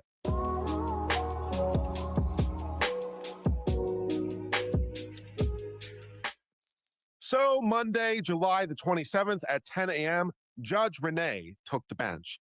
And for the next couple of hours, two very expensive lawyers explain why a French head of state and a private security contractor from Texas should both go home. All right, let's talk about what actually happened in Delaware today. This is not rumor, and it is not recycled internet chatter. Well, that much is true. It's definitely on the docket, so let's talk about it. So there are two cases in play here. Case one is Delaware. The Macrones filed a 22-count defamation and false light lawsuit in Delaware over Candace Owens' Becoming Brigitte series and related content. They allege Owens falsely told millions that Brigitte Macron was born male, that the Macrones were involved in identity theft and incest, that they were tied to MK Ultra-style mind control conspiracies, and even that they were connected to assassination plot rhetoric tied to Wilmington, Delaware. 22 counts. Now, that was filed July 2025 against Owens personally, plus Candace Owens LLC, plus George Tom Inc. The Marcons have said that the claims against them are fabricated. Owens says she's a journalist, like that's an answer to everything. Nobody, of course, has been found liable for anything yet, but we need to hold on to that thought because it will matter later. As for case two, Tennessee Federal Court, Nashville, filed April the 30th. Plaintiff Brian Harpel hereby sues defendants Candace Owens and Mitch Snow for defamation and conspiracy to defame. Brian Harpel ran security for Charlie Kirk, and the story he says got told about him is not some mean tweet. He said that he personally saw Brian Harpel, again, the head of Charlie Kirk's security team, and Erica Kirk meeting with top military leaders there. He said he was 99% sure it was Erica Kirk and 100% sure that it was Brian Harpel. And he alleged, and so did Candace, that they met to make the final plans to assassinate Charlie Kirk. So listen to that again. Conspiracy to murder his own boss against a guy whose entire livelihood is being the person you trust with your life. Think about what that kind of accusation does to a man in this kind of business. Nobody will hire a bodyguard who is rumored to have helped kill the last guy. There's no version of that where he simply shrugs it off and goes back to work as normal on any Monday. His career is the collateral, and it was spent on a story that had one shaky source. Is Brian Harpel going to be able to get a job in security? Obviously not. And that is why Mitch Snow and Candace Owens are being sued. Apparently, he was in Dallas that day, which would make it somewhat hard for him to be involved. And per the complaint, she actually had the flight data and knew that. Even though Harpel's travel records place him in Dallas, and Owens allegedly saw those records before promoting that theory. The complaint alleges that she continued anyway. So it's all a bunch of allegations with not a finding to support it. That's her side to fight. Fine, fight it. In discovery, which brings us to the whole point of this particular video. Because here's what she said she was going to do. When this lawsuit was first filed, Owens publicly presented herself as someone eager for full discovery. She told her audience she did not want the case dismissed, said discovery would be out of this world, claimed she welcomed subpoenas, and even said she would testify and push the case all the way. Out of this world, she said, welcoming those subpoenas, pushing it all the way. What story is she telling now? But guess what? She filed a motion to dismiss in this case. What do y'all think about that? Well, that's absolutely no surprise, I guess. So what did her lawyers actually argue on Monday? Because it wasn't the truth of anything. Owens' attorney, Chad M. Chandler, ridiculed the lawsuit as legally meritless and as an assault on freedom of speech. However, almost none of the arguments that's me. even mention the case's merits. And you need to pay attention. Hey, shout out to Kurt. I didn't realize. Almost none. I didn't realize Kurt used my video. Shout out to Kurt. He's a good guy. I love him. I love him. He needs to give me that sign back there, the YouTube sign. That's what I need. Anyway, shout out to Kurt. None of it touched the merits. Argument one is personal jurisdiction. Delaware can't reach her personally. Attorney Catherine Mowry argued me. That even if Delaware does qualify as proper jurisdiction, Owens should be removed for lack of personal jurisdiction as she lives and works in Tennessee, not Delaware. In plain English, courts can only haul you in front of it if you reach into that state on purpose. It's called minimum contacts. It prevents anyone from just being sued anywhere. The state that wants to judge you has to have some authority over you in some way. And that requires you to do something that's called purposeful availment. It requires active steps on your part to avail yourself of the state so that they have the authority to judge you. And the Marcons' answer is that she reached in with both hands because she chartered her companies in Delaware. Yep, Argument number 2 is a borrowing statute. Delaware gives you 2 years to sue for defamation.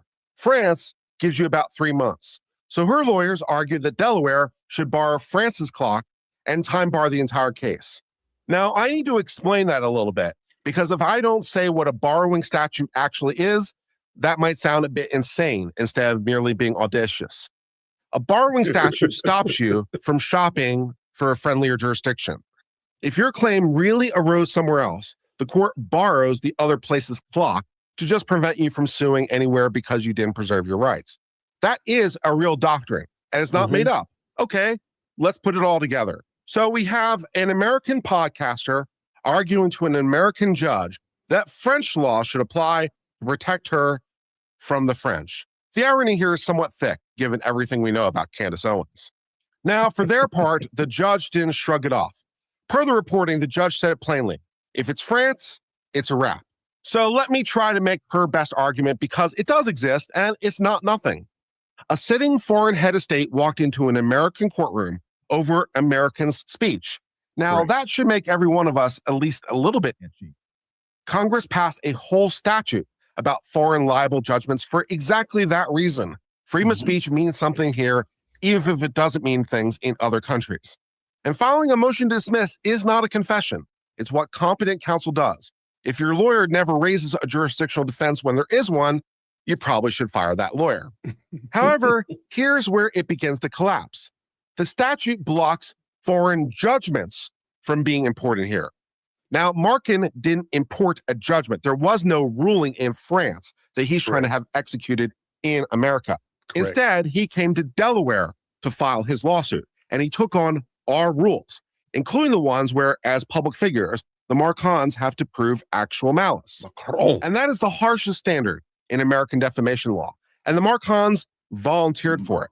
That is somewhat the opposite of forum shopping. And the "my lawyers made me" defense dies on contact, because she didn't say, "I'll let counsel do counsel things."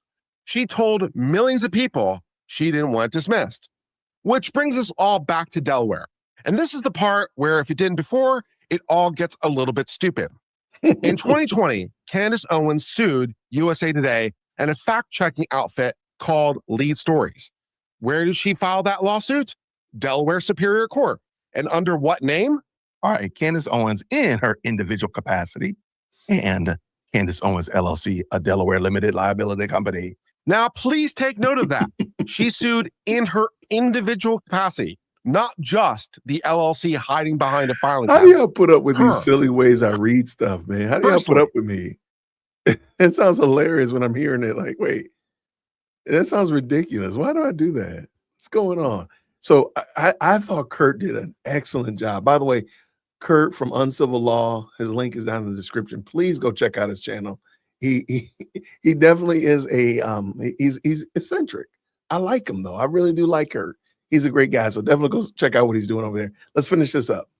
She lost, appealed to the Delaware Supreme Court, lost again, and went knocking on the U.S. Supreme Court's door for all the good it did. So it did seem kind of odd that in the midst of that, she chose to say that she shouldn't be sued from Delaware when she sued USA Today from Delaware.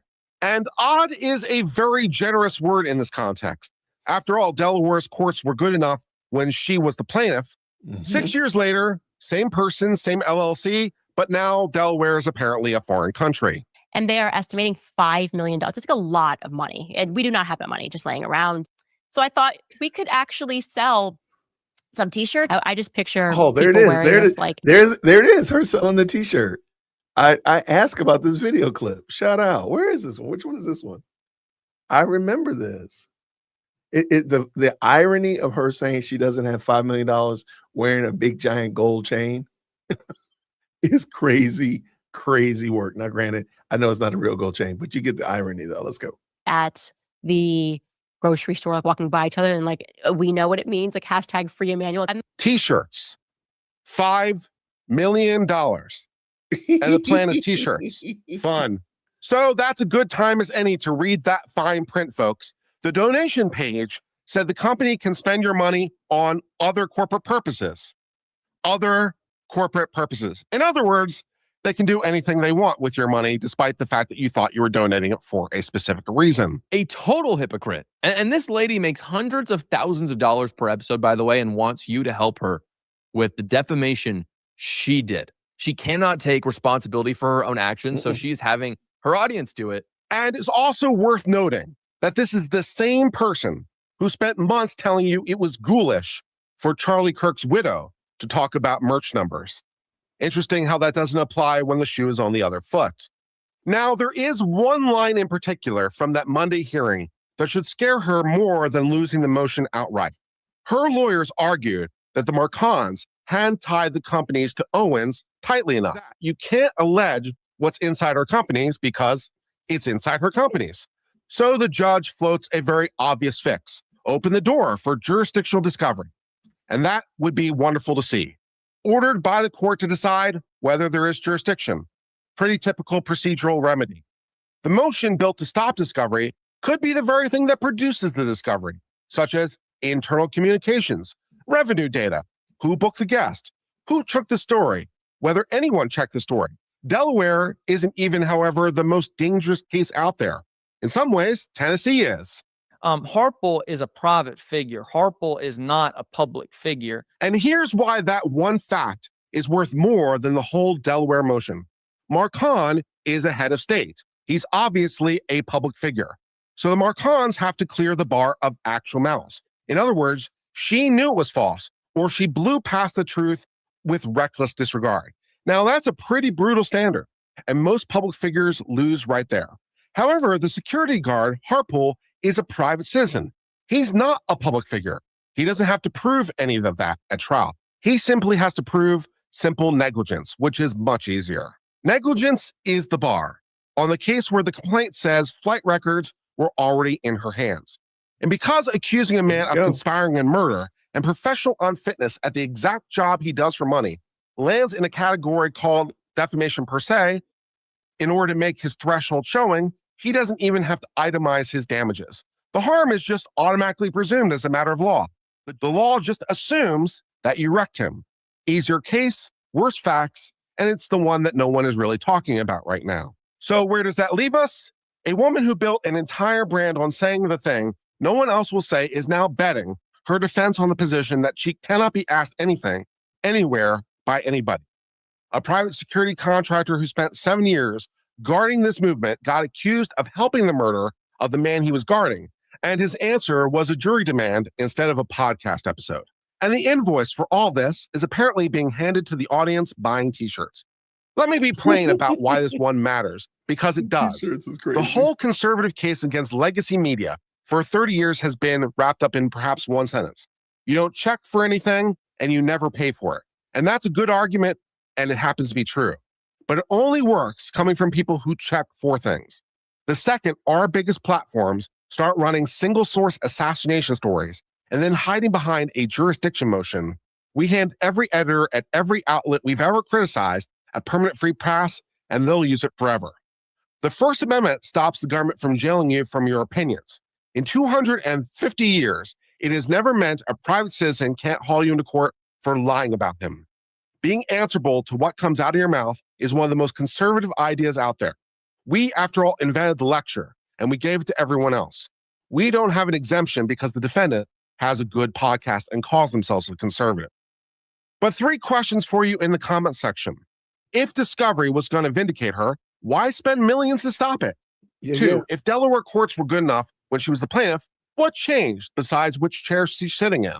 And 3rd, if the receipts are half as good as the merchandise, where are they? But tell me where you think I'm wrong in the comment section below. I'll read them and cover the ruling the day it drops. And don't forget to like, share, subscribe, and do all that great YouTube stuff. Until next time, I'm Uncivil Law. And remember to keep it uncivil out there. Cheers and goodbye. Come on, man. Y'all put Kurt in the chat. I love Kurt, man. He's just Kurt, man. He is Kurt. I absolutely love Kurt. Shout out to him. But I just thought he did a great job of explaining what happened with the motion to dismiss and whether the judge might go, so on and so forth. I just thought it was great. It was very pithy, had a lot of good humor in there, in my opinion. Shout out to Kurt, great content creator. Y'all put Kurt in the chat. Shout out to We Watch YouTube. There you go. Thank you so much. She knows she done stepped in it. Yeah, and that link to Kurt is down in the chat as well. Down in the description. Shout out to y'all. Thank you so much. All right.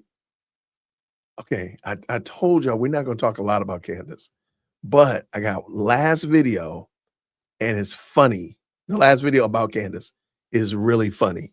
So it'll like take the edge off of the fact that we're talking about Candace. So it makes it it neutralizes it.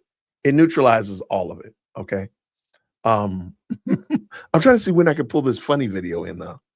Like the video we're gonna watch is funny, but there's like a precursor, a trailer of comedy. Here, let me pull the trailer of comedy in real quick because it's just ridiculous. Okay.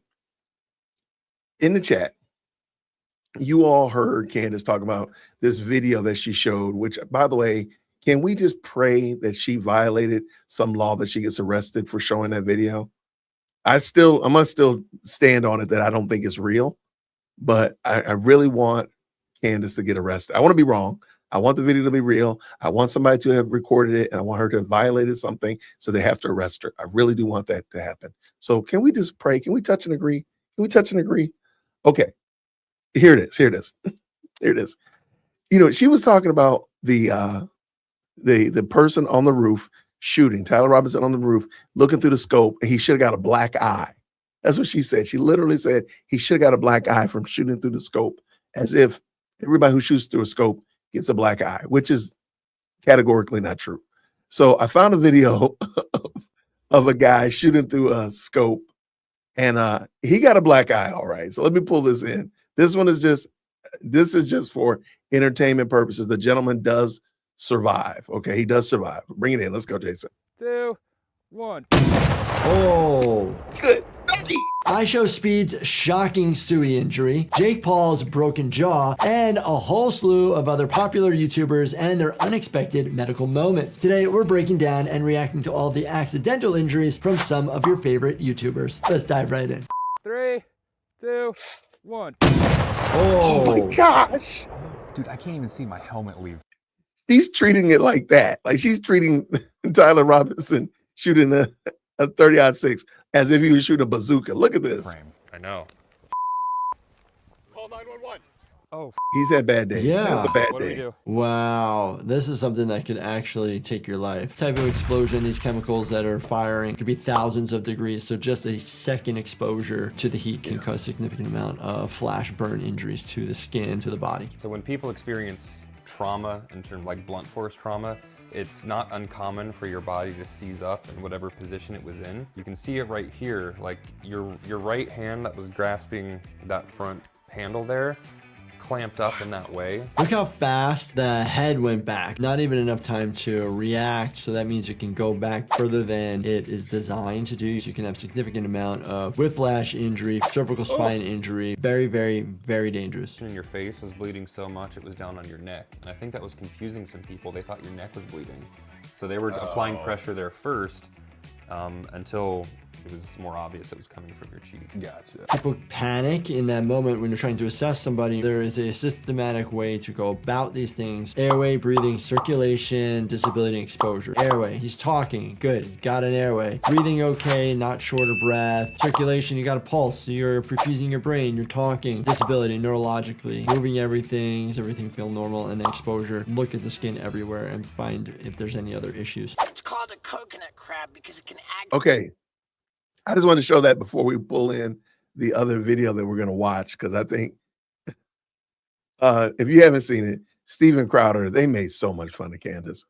I really love Steven Crowder because, I mean, good gracious, their comedy is just dialed in. I don't know if they're classically trained as comedians or do improv or what, but they just skewered her. It was brutal. So shout out to Louder with Crowder crew. Let's remove that. Let's bring this in. Shout out to them.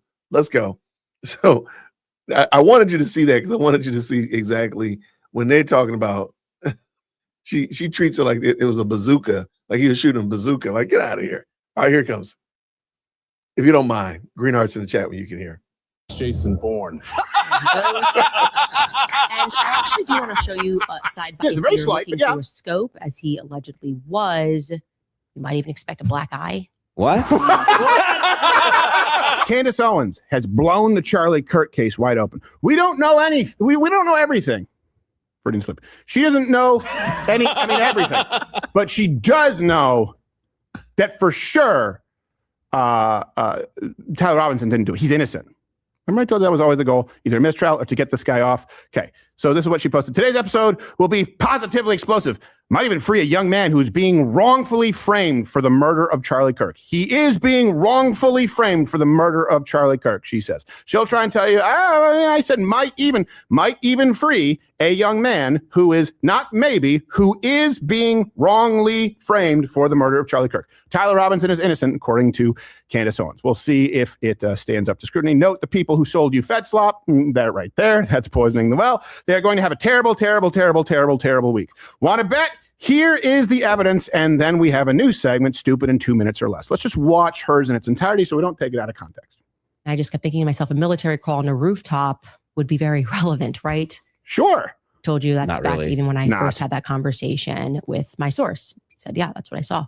I thought, well, they obviously can't keep that from the public.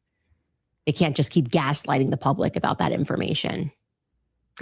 But we have certainly something to show you. Now, what happens next That shows is Tyler Robinson's innocent. exactly as my source stipulated. Our rooftop guy begins a tactical crawl. It's actually known in the military as a lateral crawl. Let's watch that. A lateral crawl.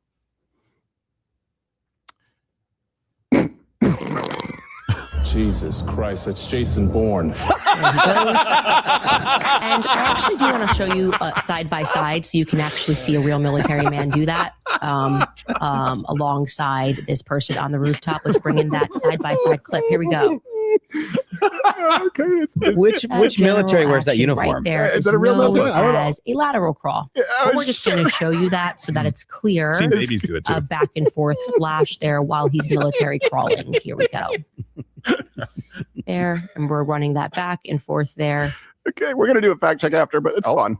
Signaling the bees. It says, Charlene, will you marry You me? now have that. She's So signal- let's he's watch signaling? and see if we, with our eyes, can observe some sort of a kickback. All right. And again, I have to apologize. I What's a this is kickback? not like Benny Johnson 4K footage, but it's at least clear enough here on your screen that you would be able to discern a strong kickback on a gun. What's a from kickback? somebody It who's means just like being laying paid down by a foreign taking nation. shot. Oh. See here, All 18 I have pixels. 10 more seconds here. That looked Okay, he is like up. a slight kick, if that's what you mean, in his leg at one point, which would be the very mild Anybody? recoil in a prone position, taking the shot. It's a solid 300 frames per second, too. Anybody see a recoil? Oh, she meant recoil. Oh, recoil. I Yeah. didn't see it. Y'all put recoil in the chat. This woman is punishingly stupid. Like, at some point, you have to think God is like judging her. God is judging her. If you don't believe God is judging her, please understand God is judging her because she's just that deflected. I'm sorry. There's no way around it. And it's an insult to people who are deflected because I do believe that they have an opportunity. But Candace, I believe God has withdrawn any common grace from her, any common grace. And now she's just, she's in her Nebuchadnezzar moment, y'all. She's down bad. She's down bad. Yes, I did. It's If very you're slight, looking but yeah. through a scope, as he allegedly was, you might even expect a black eye. What?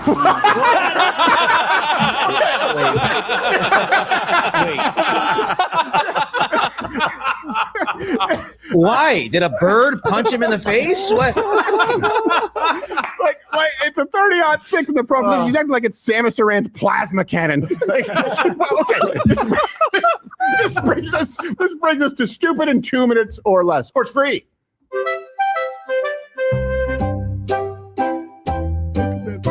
Okay, now I will. Let me preface this. All the references are available. Links in the description.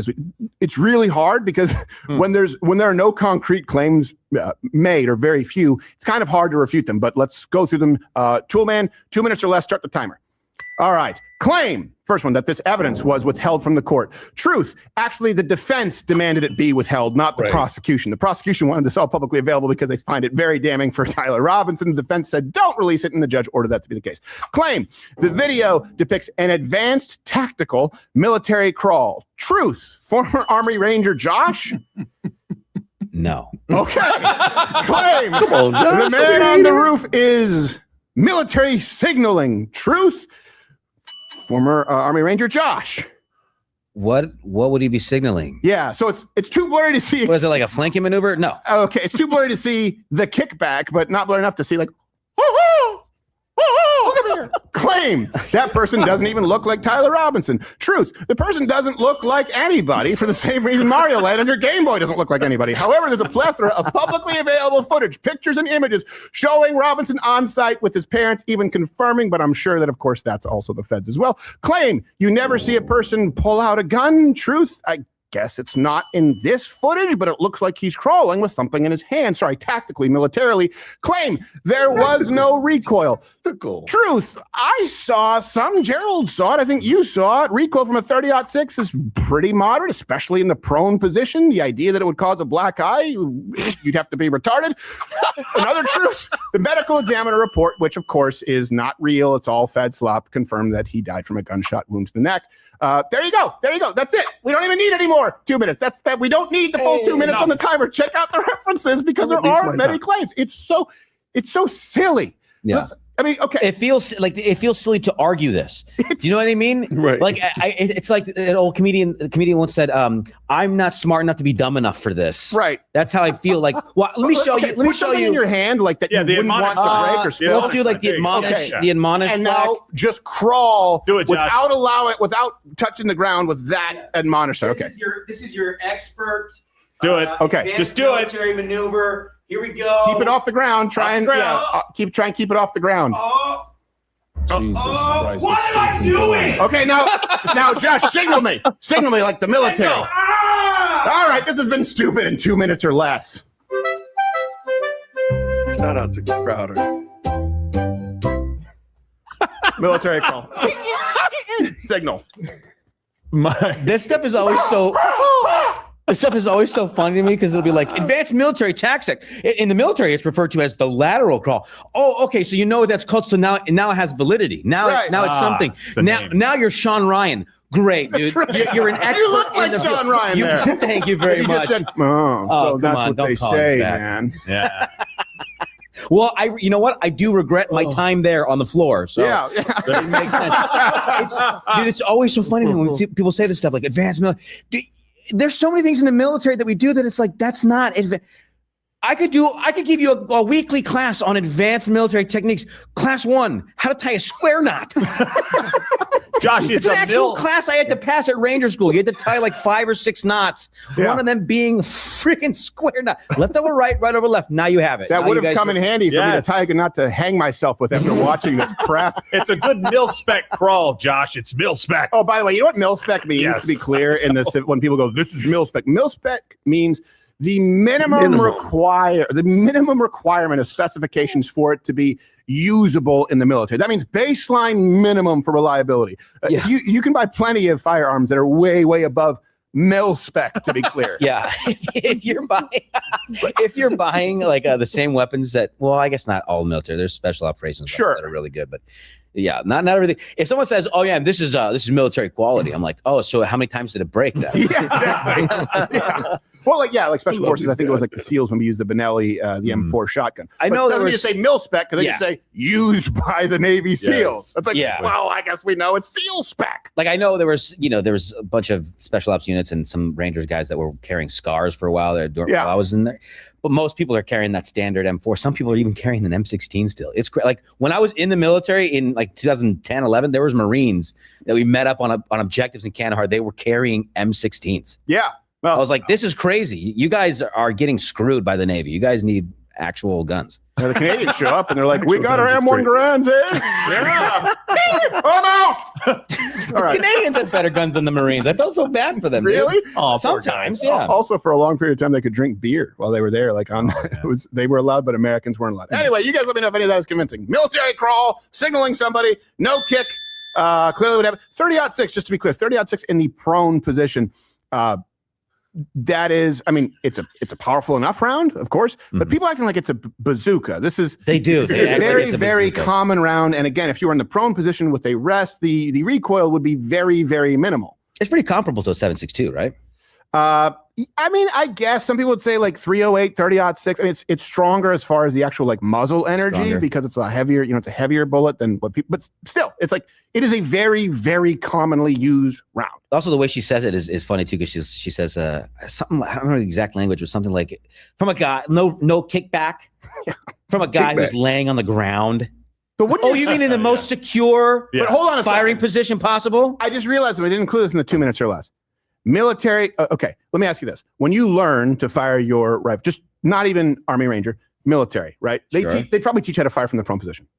Yeah. Okay. Yeah. First, it's So like if you were in the do most military, of your you would shooting learn from you would learn prone shooting, right? Yeah, that makes and it. you would learn in the military how to shoot and not have an optic hit your eye. So unbelievably hyper specialized tactical military crawling, but why was there no recoil through the body? I don't know, maybe because he's military and that's the first thing they teach you in basic training and you'd see none of it? Can I rewind a little bit there?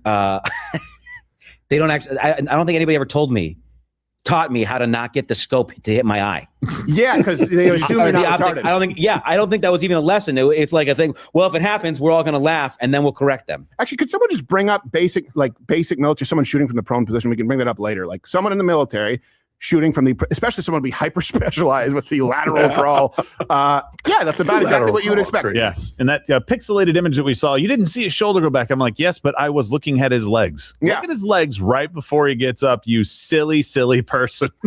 Maybe on move just there's a not little going to be a bit. ton of recoil. No, laying down. this is Yeah, what it's I'm not saying. it's like from 500 meters away from a camera. It's all blurry. Everyone It's- shut up. Tyler Robinson is innocent. We don't want All to right, railroad sorry. an Right. innocent. Why do you guys want another Emmett Till? Oh, you're still All here right. watching the Shout out to Louder with Crowder. Hold on. Shout out to him. I appreciate y'all. This was a good one. All right. I thought you'd have a good laugh out of this one. Okay. Now, because you all have been such great students today, you've put up with a lot of shenanigans over here. First of all, how many likes do I got? Do I got all the likes? Have you hit the like button? And I was going to say this Saturday, I was going to do Q&A. I was going to answer a bunch of questions and such like that. Just throwing it out there, letting it surf out there, see what happens. See what happens. Off topic, don't be distracted by the candid camera. Wait, don't be distracted by the candid camera. What happened? I got a candid camera. I have a good one for you. I think you all will really enjoy. Because it's a question I promise you everybody has asked at one time or another if you've watched Body Cam with me before. So if you could just do me a favor, let's make sure we hit the like button. Please make sure you share the video with somebody. Make sure you do that. It means a lot. I'm really glad that y'all do. And we will continue. All right, here comes. Okay. Have you ever wondered, like, what would happen if somebody's getting chased by the police and they run out of gas? Right? Like, that's a logical question, right? You're getting chased by the police, law enforcement, bogeys on your tail, and you run out of gas. You're running out of gas. What happens? Well, if you're in Los Angeles, you pull over and you get gas. Watch this. Shout out to Stephen Pratt. Pratt. Let's go.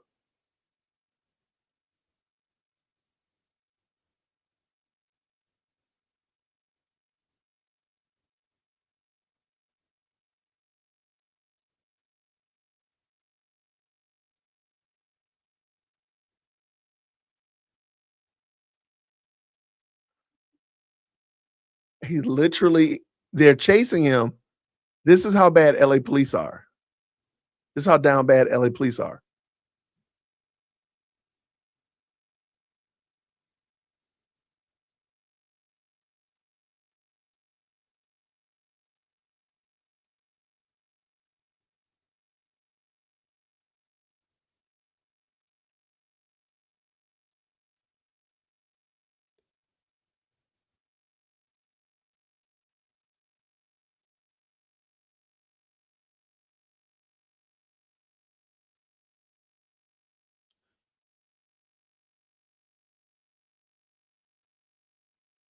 They just gave up. They said, we quit. My dude he done went and got premium gas.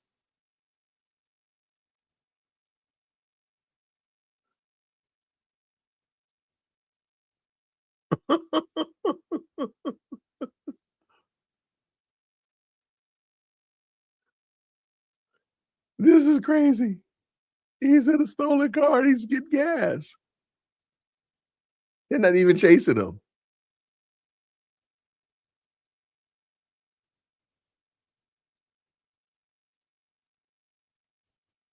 Yeah.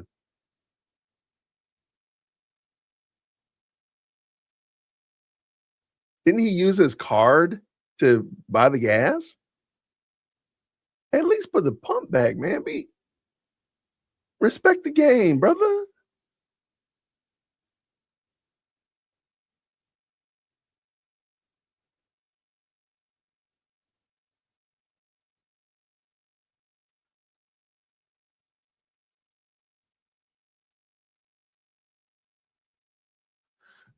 Yo, what? Callie's gone, y'all. Callie is lost. Callie has fallen. Callie, I think they just gave up, man. I mean, they're not even chasing the dude. Like, he just stopped, got gas. And the helicopters are watching. That is the craziest part. Like, the helicopter is watching him get gas. It's crazy work.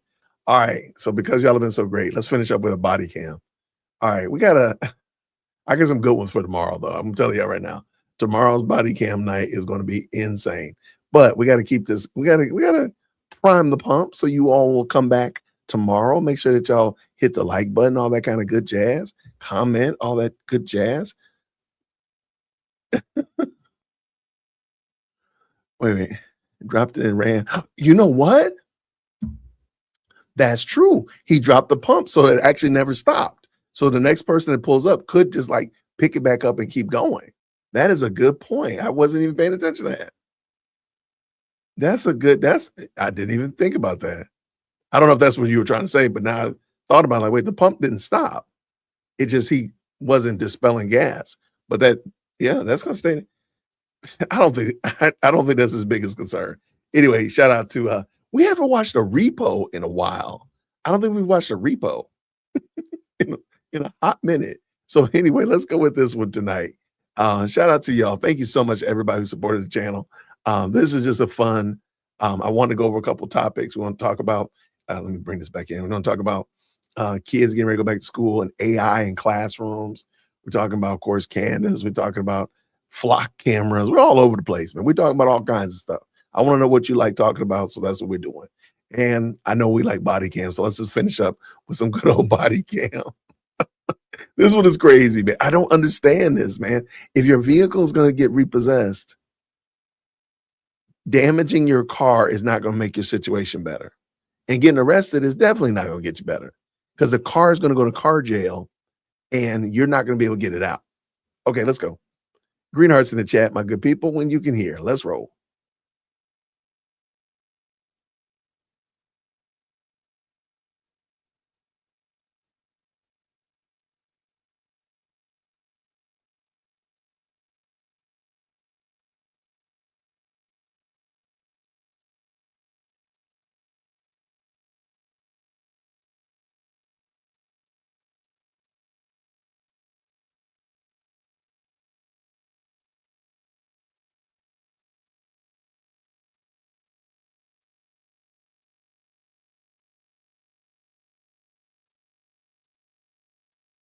Why do y'all do that?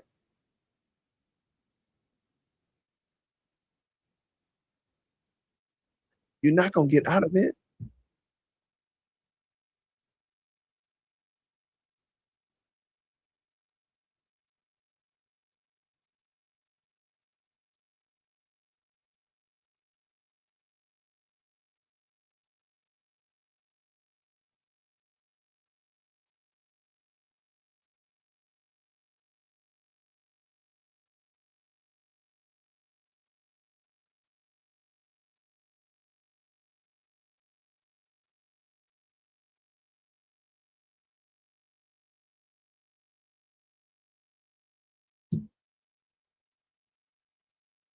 You can't hear.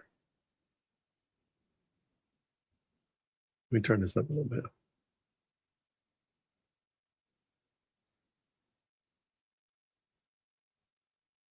Wait, no sound? Well, that's not good. That is not good. So let's do this. Let's if you can't hear, man, that's a crime. That's a 0-second timeout for myself. I wonder what's wrong. Okay, let's try it again. Pull it in. Here, let me pull it in and then I'll back it up for y'all. But real quick, green hearts in the chat if you can hear. And there's nothing wrong with this car. Okay. So listen. Can you hear now? The only way we're going to be able to deal with this is you're going to have to come out of the car, okay? I'm not getting out of the So car. you're just going to sit in the car all day. I'm in the car. It's on. He's towing an illegal car. Okay, y'all can't hear now. Okay, cool. I apologize. I don't know what that was because I can hear it perfectly on my end. It's always something. Here, I'm going to back it up. Let's go. Let's go. That little sound.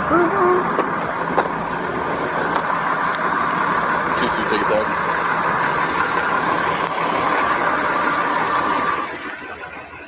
One 3 Bravo, Quebec, Yankee whiskey.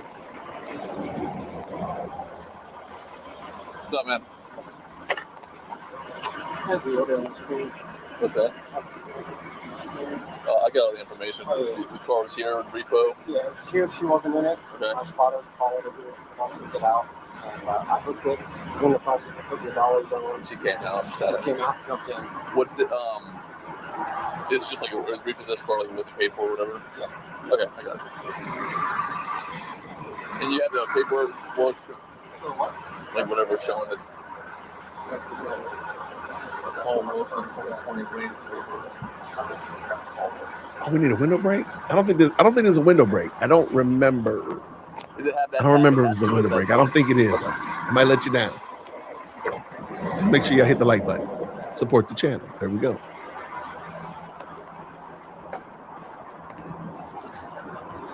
Oh, I thought there was somebody up there recording right there. The Spice of India Farmers Market. Oh, ma'am, you are in trouble. You are going to jail.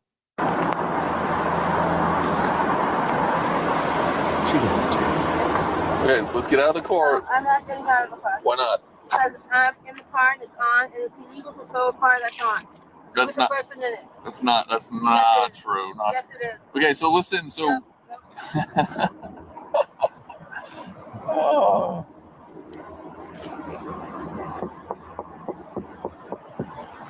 Yes. So there's the only option. I haven't done anything illegal, and this car is You're still in the car. under registration, and there's nothing wrong with this car. Okay, so listen. The only way we're going to be able to deal with this is you're going to have to come out of the car, okay? I'm not getting out of the So car. you're just going to sit in the car all day. I'm in the car. It's on.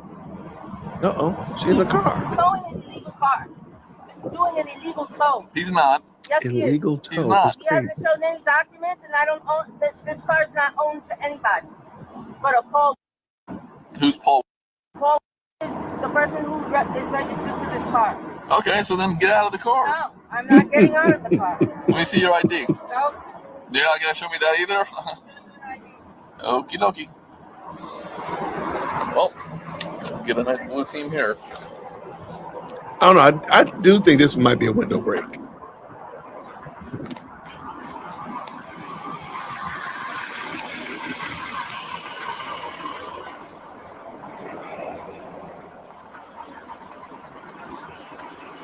Just want to see the VIN real quick. That's a CK. All right, I see. That's the same car. Just so, because I'm about to have to rip out of the car here. Just making sure. So, this car has not been paid for. Yeah. Okay. Cargo. Okay. And you were just driving and it pops up, or? So yeah. So the cameras. It's a flock camera. Yeah. Uh-oh. We sat with her at Walmart, and we got the order. And when I was almost there, she drove here. We locked to get out, and I came in. Okay, yeah. I'm just getting all my ducks in a row before I, okay.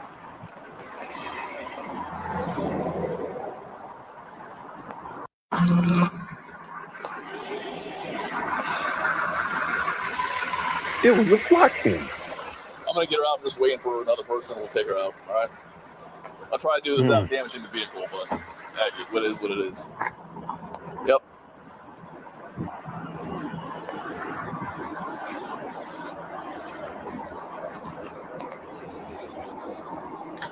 Uh-oh. You put the Giving you gloves on? another command to get out of the vehicle. If you do not get out of the vehicle, I will be extracting you from the vehicle. It's illegal. It's not.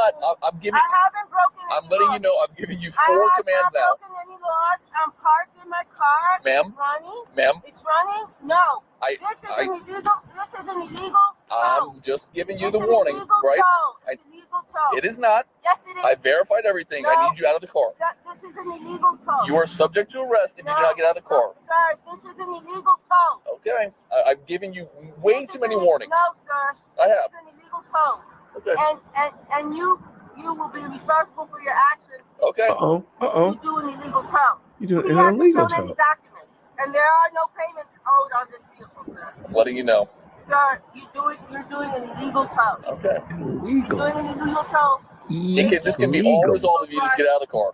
I haven't broken any laws here. Okay. I've broken no laws. All You right. as an official should know this. Okie dokie. Where's your badge? I'm literally wearing it.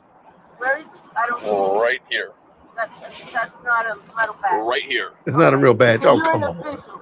I sure am. And I'm asking you to get out of the car. Truth and high honor, no? Okay. Truth and I'm high not going to honor. argue.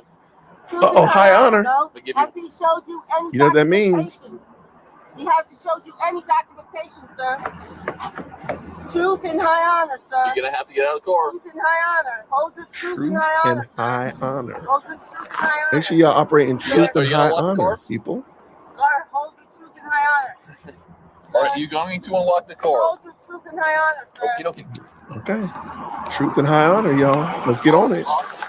Here comes gloves coming on. Here it comes. I take it back. We might have a window break. So from what I do that, Wait. I'll be able to unlock it. That woman asked that man, said he wasn't a real police officer. He has doggone sheriff on him. He has his badge. He has his name. He has a badge right there on his belt, but she said he was not a real police officer. See? She said truth and high honor. Sorry, yeah, he said she's got to get out of the car. So In the police car, yeah. He You don't walked have up in any- an Uber. He came up on a I've given her skateboard. like 10 commands, dude. So I've not broken any law here, sir. Ma'am, you need to come out of the car. No, I'm not coming out of the car because I haven't done anything wrong. If you don't come out of the car, we're going to be forced to take you out of the car. Sir, I have not broken any laws. Okay. I have not broken any laws. He didn't want to do that. Stop. Put your hands behind your back. Oh my Lord. Stay right here. I've been wrong here, Put your sir. hands behind your back. I've done nothing wrong. I've done nothing wrong. I've done nothing wrong, sir. I've done nothing wrong. I've done nothing wrong. Ma'am, What? stop resisting, I'm ma'am. not resisting. Stop pulling away. I am not pulling away. Pulling away. No, Stop. I'm not, sir. Just Sir, turn. Come what are you on. doing? What are you doing? Follow What are you instructions. doing, sir? Obey. You know what he's doing. You know what? She asked a legitimate question, y'all. Y'all, she asked a very legitimate question. She said, "What are you doing, sir?" That's a legitimate question. That is a legit question that deserves a legitimate answer.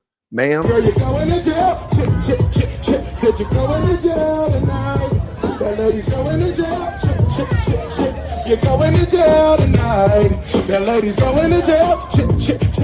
Said you're going to jail tonight. That lady's going to jail. Said you're going to jail tonight.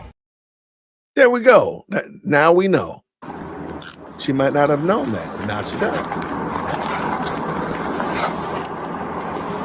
And do you have any weapons on you?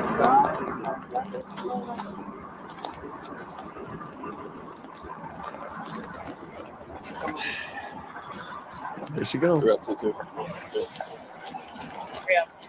Going in the Uber that he got, the police Uber. Because he didn't come up in a police car. He came up in an Uber. Sheriff. Stand right here.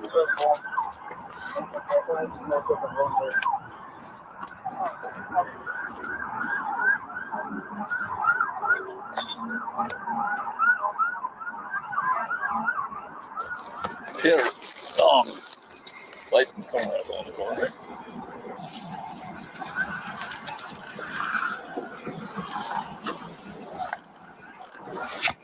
Why does that jumper have a zipper on the back? Like a pocket on the back.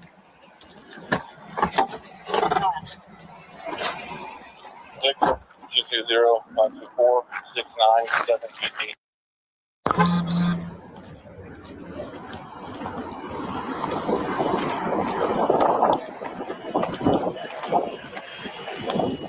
Yes. Yeah, right. What? Yeah. What's up? Hi, Anna. Nothing's up. What is up with you, man? But hey, did you get your? Was that your window break? Were you okay, Piggy Doo? Was that your window break? I'm sorry, singing kid. Was that your window break? Are you good? I'm not doing that. Second. Still got like beads. Where's it? Give me the big book. Hi there.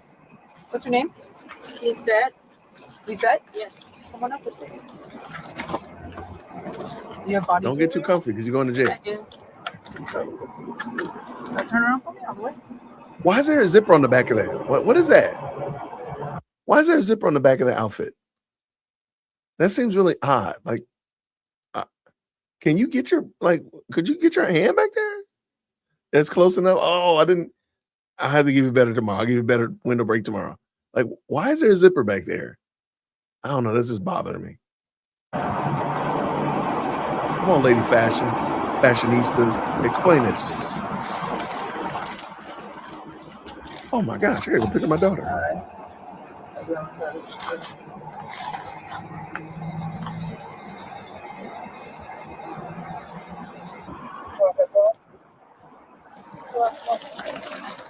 She had a little, I knew she had a chain on her. A little belly chain. She getting a little fashion. You trying to say that? Why am I being arrested? Because Obstruction of what? not listening to instructions. That's what it is. What is that?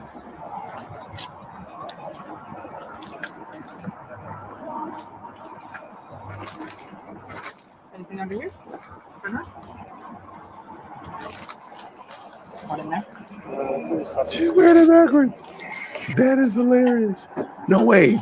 No way. Get out of here. No, that's the patch on the back. Get out of here. You're wild, man. I don't know what that style is.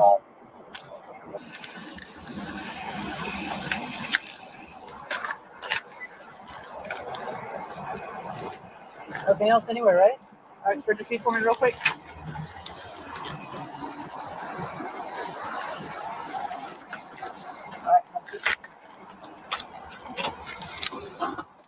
She was charged with trespassing and resisting arrest without violence. Thanks for watching. Be sure to subscribe for more videos like this. All right. I had another one I wanted to share, but I know it was gonna be for tomorrow. I don't know. I might just break the rule. Are we good? We got Uncle Alert in the building. What's up? What did you say, Tina, that people agree with? It's just ugly, whatever it is. It did look interesting. I mean, I don't know what it is. I don't know what it was. Shout out to Automotive Truth. What's going on? Good to see you. Good to see you. All right. Can we do another one? Hey, we got another one. I don't know if she stole them. I don't think she stole them chains. Nobody wanted them chains. Y'all said it was on backwards. It's crazy. And the car went to car jail and she went to jail. Like, what's the purpose? I don't get this bit. Like, what's the bit where you talk yourself into jail? Like, I don't get it. And speaking of talking yourself into jail, hold on. We're not going to make this a what's called, but we are going to. All right, let's do it. Because this was good. And this was not in my, it's not in my down in the description, but I think you'll enjoy it. Stop. Okay. Share screen. There we go.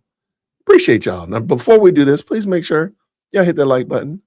Please. Look, we watch YouTube. I got a lot of them. I do a whole body cam. Am I the only one in the chat that gets anxiety when I see a repo man?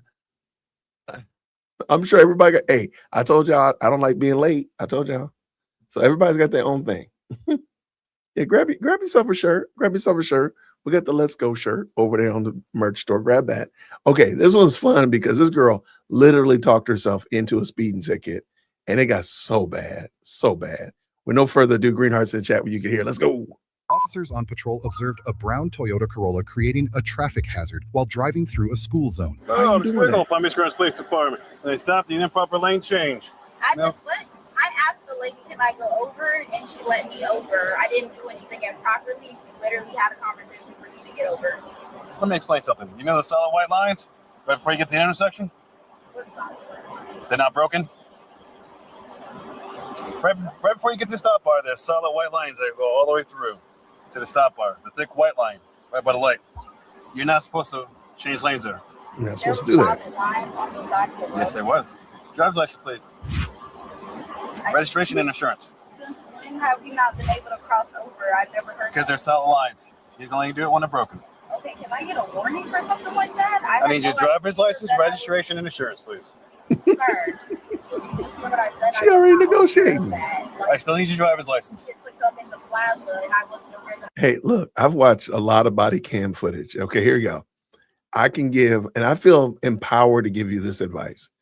If a police officer asks you for license, insurance, and registration, and there's a possibility that you can get out of this ticket or just get a warning or just maybe get like a citation instead of getting points on your record, the very best thing you could do, if this is a negotiation and the officer is asking you for your license, insurance, registration, give that to the officer, give that to him or her first, and then say, by the way, is it possible? I didn't know. I apologize.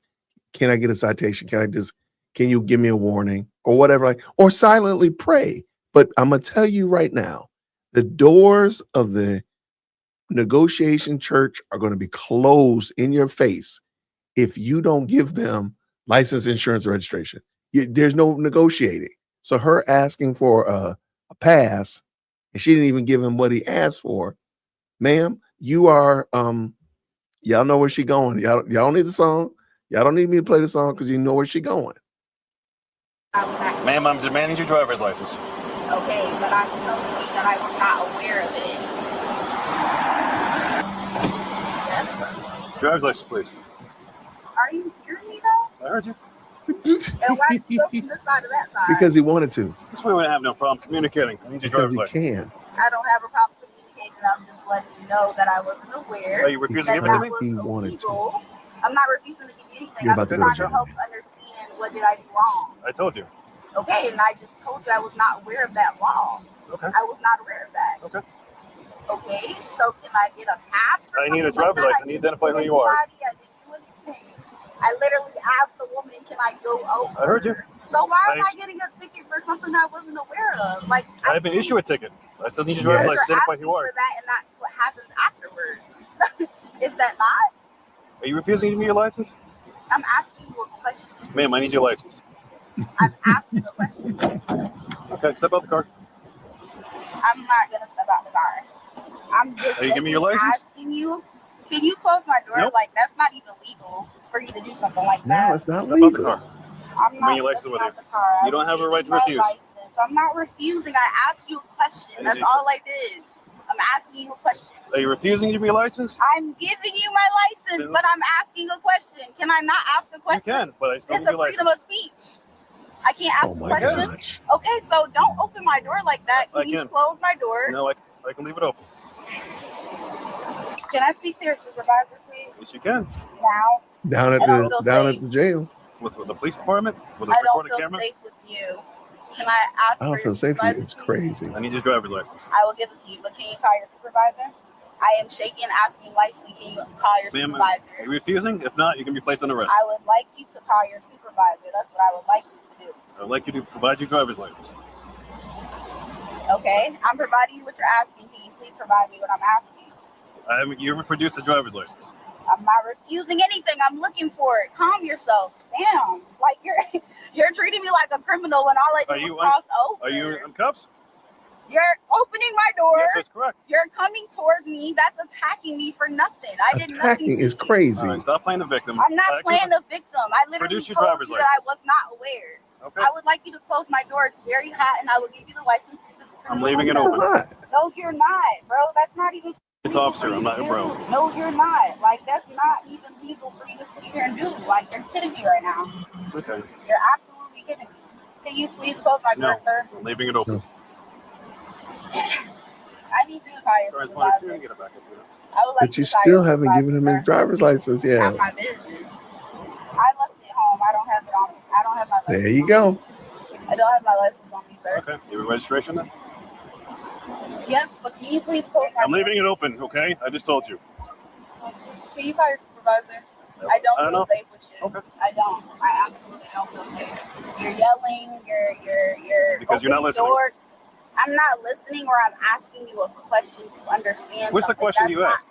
I haven't literally- answered already. You opened the door.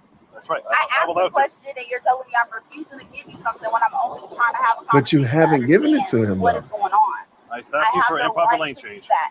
That's You already been already established. said that. I already told you You the already- solid line I'm is giving broken you up. the paper. Can you take it? Okay, you have the insurance with Damn, you. you're ready to say like I'm gonna Wow. refuse and try to arrest me for pulling over that I asked. Like, it's crazy to me. This is crazy. Okay. You have the Oh my insurance Life with is you. crazy, move. You have the insurance with you. This is The really world is crazy. crazy. This is absolutely crazy. This is ridiculous right now. It's sad how y'all treat people. You're supposed to be here to Here protect come race people, car. not I am. scare them. You're not protecting. You're not protecting me. You're scaring me right now. You're absolutely scaring me. He's scaring I her. would just appreciate if He's you would scaring close her. the So door. Hey, I'm scared gonna that she leave it don't open. I follow just told you instructions. that. It's abundantly way too hot for you to be doing this right now. Why couldn't it be a black cop, bro? Why could it not be a black cop? It's crazy. Hello. Stand by. Is it possible that I can have a supervisor? You can call one later. This is I'm just here to back him up. I understand, but I feel afraid, and I would just like a supervisor. Can you No, check we're my not doing information? You already afraid. have my registration. I have to pull up my insurance, so just give me a minute. So what's your name? It's on there, Nina. You know what? Okay, what's your date of birth? Are you working on the insurance? Sir, It's a question. Lord I have can't mercy. function right now. I'm sorry. Now she can't function. You're All right. making me nervous. Well, that time you can't function, step out the car. trying to go Now you can't function. my thing right now. Step She's all out. discombobulated. I'm telling you, I'm not asking. logging into my insurance. Okay, you're gonna step out the car. Calm Told down. you. I'm logging You into need my to have that insurance card Keep the ready. seatbelt on fully. Step out the car. Oh my God! Step out the car. What is happening? Step out the car. What Step is happening right now? I'm getting my Step out. insurance. Step out. I'm getting Oh, my you get, insurance. you're going to get your insurance down I'm at getting jail. my insurance. Please, refusing. please, I'm getting my insurance. Oh, Please, no, I am don't getting worry. my insurance. Step No, out the ain't no car. freezing. Do this. Step out the car. I am getting my insurance. What is the problem? Since What you is want to play the games, no, put your hands behind your back. please, Put your hands behind your back. Please, I didn't do anything. Put your hands behind your back. You I didn't refusing. do anything. No, please. Put your hands behind your back. You're going, You're ma'am, refusing. Please, let put me your get the hands behind your insurance, back. please. Put your hands behind your back. Please, please. Put your hands behind your back. Please, please. Like a Keith Sweat song. Please, please, please, please.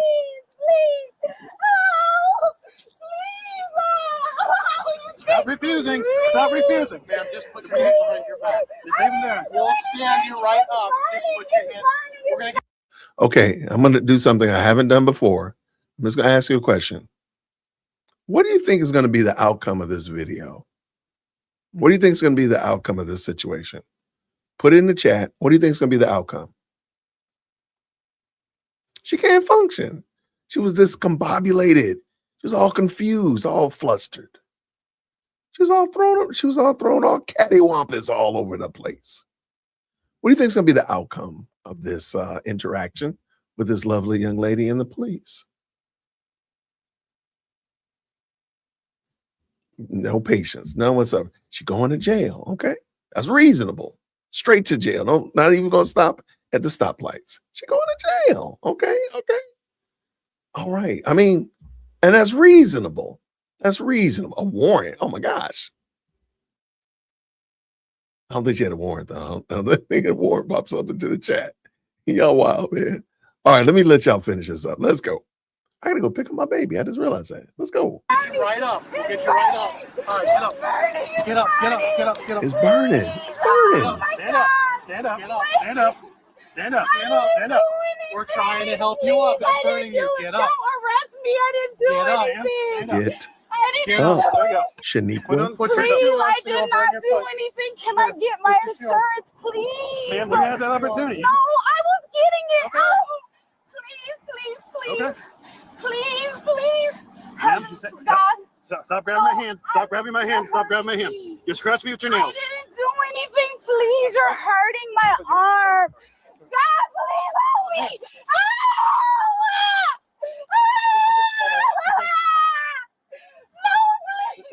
Get in. No, I didn't do anything. Please, can you Move your hand. please, Move your feet in him. please Move your don't feet in. arrest me. Please, sir.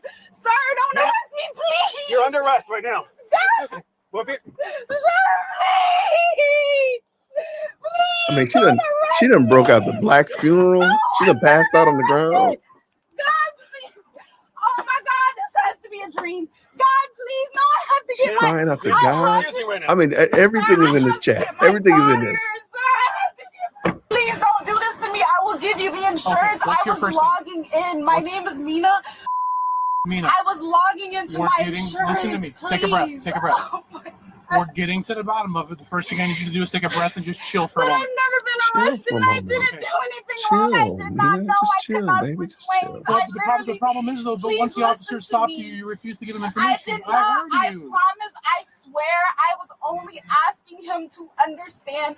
I've never been pulled over for something like that. But I you just understand that wanted when to you're pulled over, understand. You follow I instructions, know, bro. and I was giving it to him. You did Sir, not. I kept Put your foot back in. We'll talk, okay? You didn't have your driver's license. I continue to look for my license. I told him I do not have my license. I didn't gave have it. him Oh, the well registration. He asked for my insurance, which is on my phone. And I was trying to log in, and I just told him that he's making me feel scared. That is it. I didn't do anything wrong. Please. I have to get my daughter. There's no one to Where's get my she at? daughter. She's at school. Which school? No one We're to getting to the pick bottom her of it. Give us up. just a moment, okay? Please, We have a there's no one supervisor to coming. pick That's her what you up. wanted. We're coming, okay? I don't want to get arrested. Give us just Well, you one- asked to Are you speak to a the real supervisor. officer? Okay, give us 1 minute. Listen, here's what's happening. Is the air conditioner on back there for you? Okay, I got you some air, okay? Listen to me. Okay, y'all, I'm gonna tell y'all right now. This is probably I'm gonna go on a limb. I feel very comfortable because I'd never seen this before. This is the first time you're ever gonna see this on a body cam. What you're about to see right here, we've never seen before. Is it Mina or Nina? Here's what's happening. As of right now, unless you do something different or change things, he's going to write you some tickets and let you go. But why do I need the tickets? Well, I didn't you violate. do Okay, anything. here, I'm going to explain this to you. Okay? Shut up and go. I wasn't here for the beginning of it. He's a traffic officer. Okay, he's advising that you made some sort of an infraction or some sort of a broke the law for some sort of a Shut traffic up. Issue with the lady next to me because I Shut was not your aware mouth. that I was at my turn, and she said it was fine. I can go. And realize I It's wasn't here for that irrelevant. part. Front of her. Listen, I know that you're upset. I'm trying to explain it to you. Okay. Once you were stopped. I asked questions. That was it. Bro. Okay, once you were I was stopped, able to ask a he question. gave you direct No. orders. He's saying and you didn't follow. This is a problem. So listen, but here's the thing. Wait, I can't stop it. This is the problem with this generation of people. And maybe we as teachers mess them up by saying there's no stupid questions. No, there are stupid questions. When you are in the back of a squad car and an officer just said he's going to write you a citation and let you go, and you feel empowered that you got to ask questions, ma'am, you're going to talk yourself into staying in the backseat of that car. They're literally, this is the first time I've ever seen it. I've never seen somebody get cuffs put on them, put in the back seat, and get to leave. She's going to get to leave. Ma'am, shut up. I don't know. I don't want to say it's spicy. I'm gonna let the other spicy people say it. But ma'am, be quiet. Hush. Top, bottom lip, put them together. Catch a bubble. Whatever you need to hear. Shut up. Ma'am, take some deep breaths. Like you said, how old's your daughter? How old's your daughter? Mina, how old's your daughter? Do you want me to give you a minute and come back? It's not fair. You guys treat people. Okay. I've never been to jail.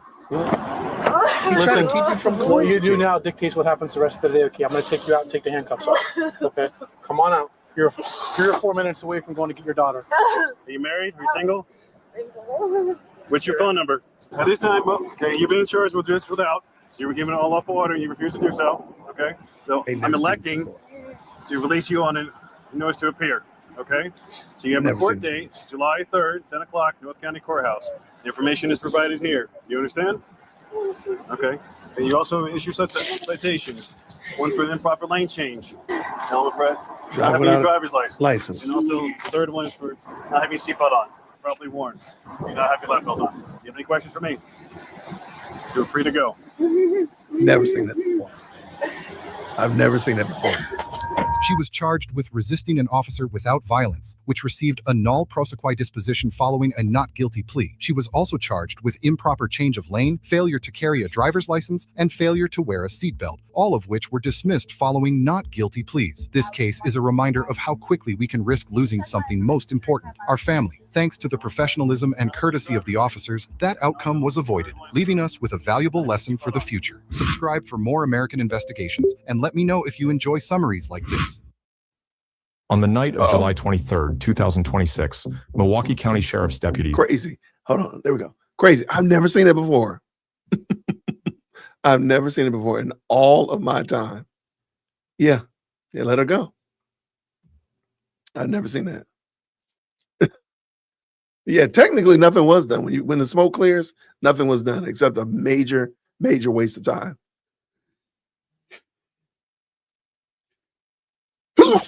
All right. Okay, good people. You know what? I gotta go pick up Chief Executive Second Born. So I want to say thank y'all so much for this. This has been a lot of fun. Thank y'all to the mods. Thank you to everybody who tapped in and jumped in and had a good time with us tonight. Hopefully, I didn't run you off with any of my crazy stories, flock cameras and being tardy and all that kind of stuff like that. But I just want to do something different. So for Thankful Thursday, we just had something different. Tomorrow we'll be doing body cam bingo, and I'll do Q&A on Saturday. So thank y'all, everybody who tapped in. Please, you heard me sneezing. Please go ahead and hit that like button. Green hearts on your way out the door. Please make sure you tip your waiter. Thank you to the moderators. Thank you to everybody who supported and propped up this live stream. Thank you so much. I really do appreciate it. Everybody, have a great rest of the day. I'll see you tomorrow, Lord willing. Until then, grace and peace. Oh, and by the way, enjoy the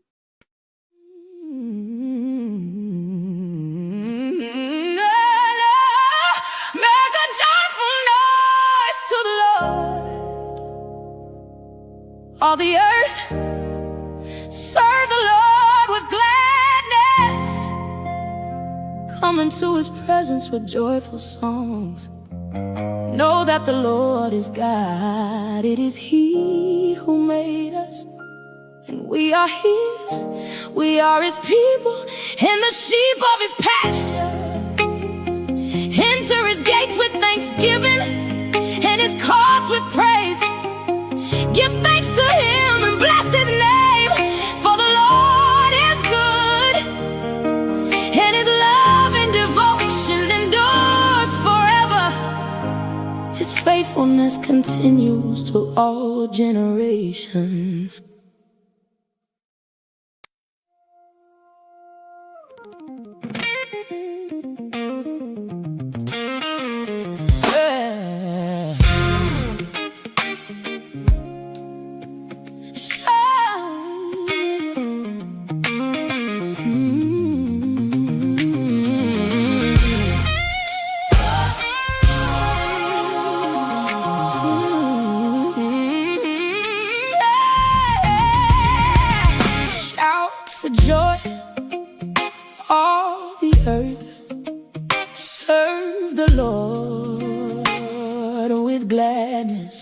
come before him singing with a grateful heart.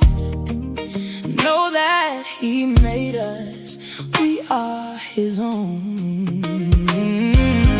Enter his gates with thanks, walk in with praise. Enter his courts with joy, call on his name. Shout for joy, shout for joy.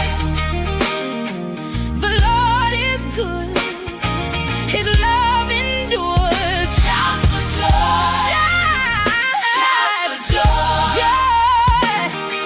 His faithfulness through every door. He is God, not us.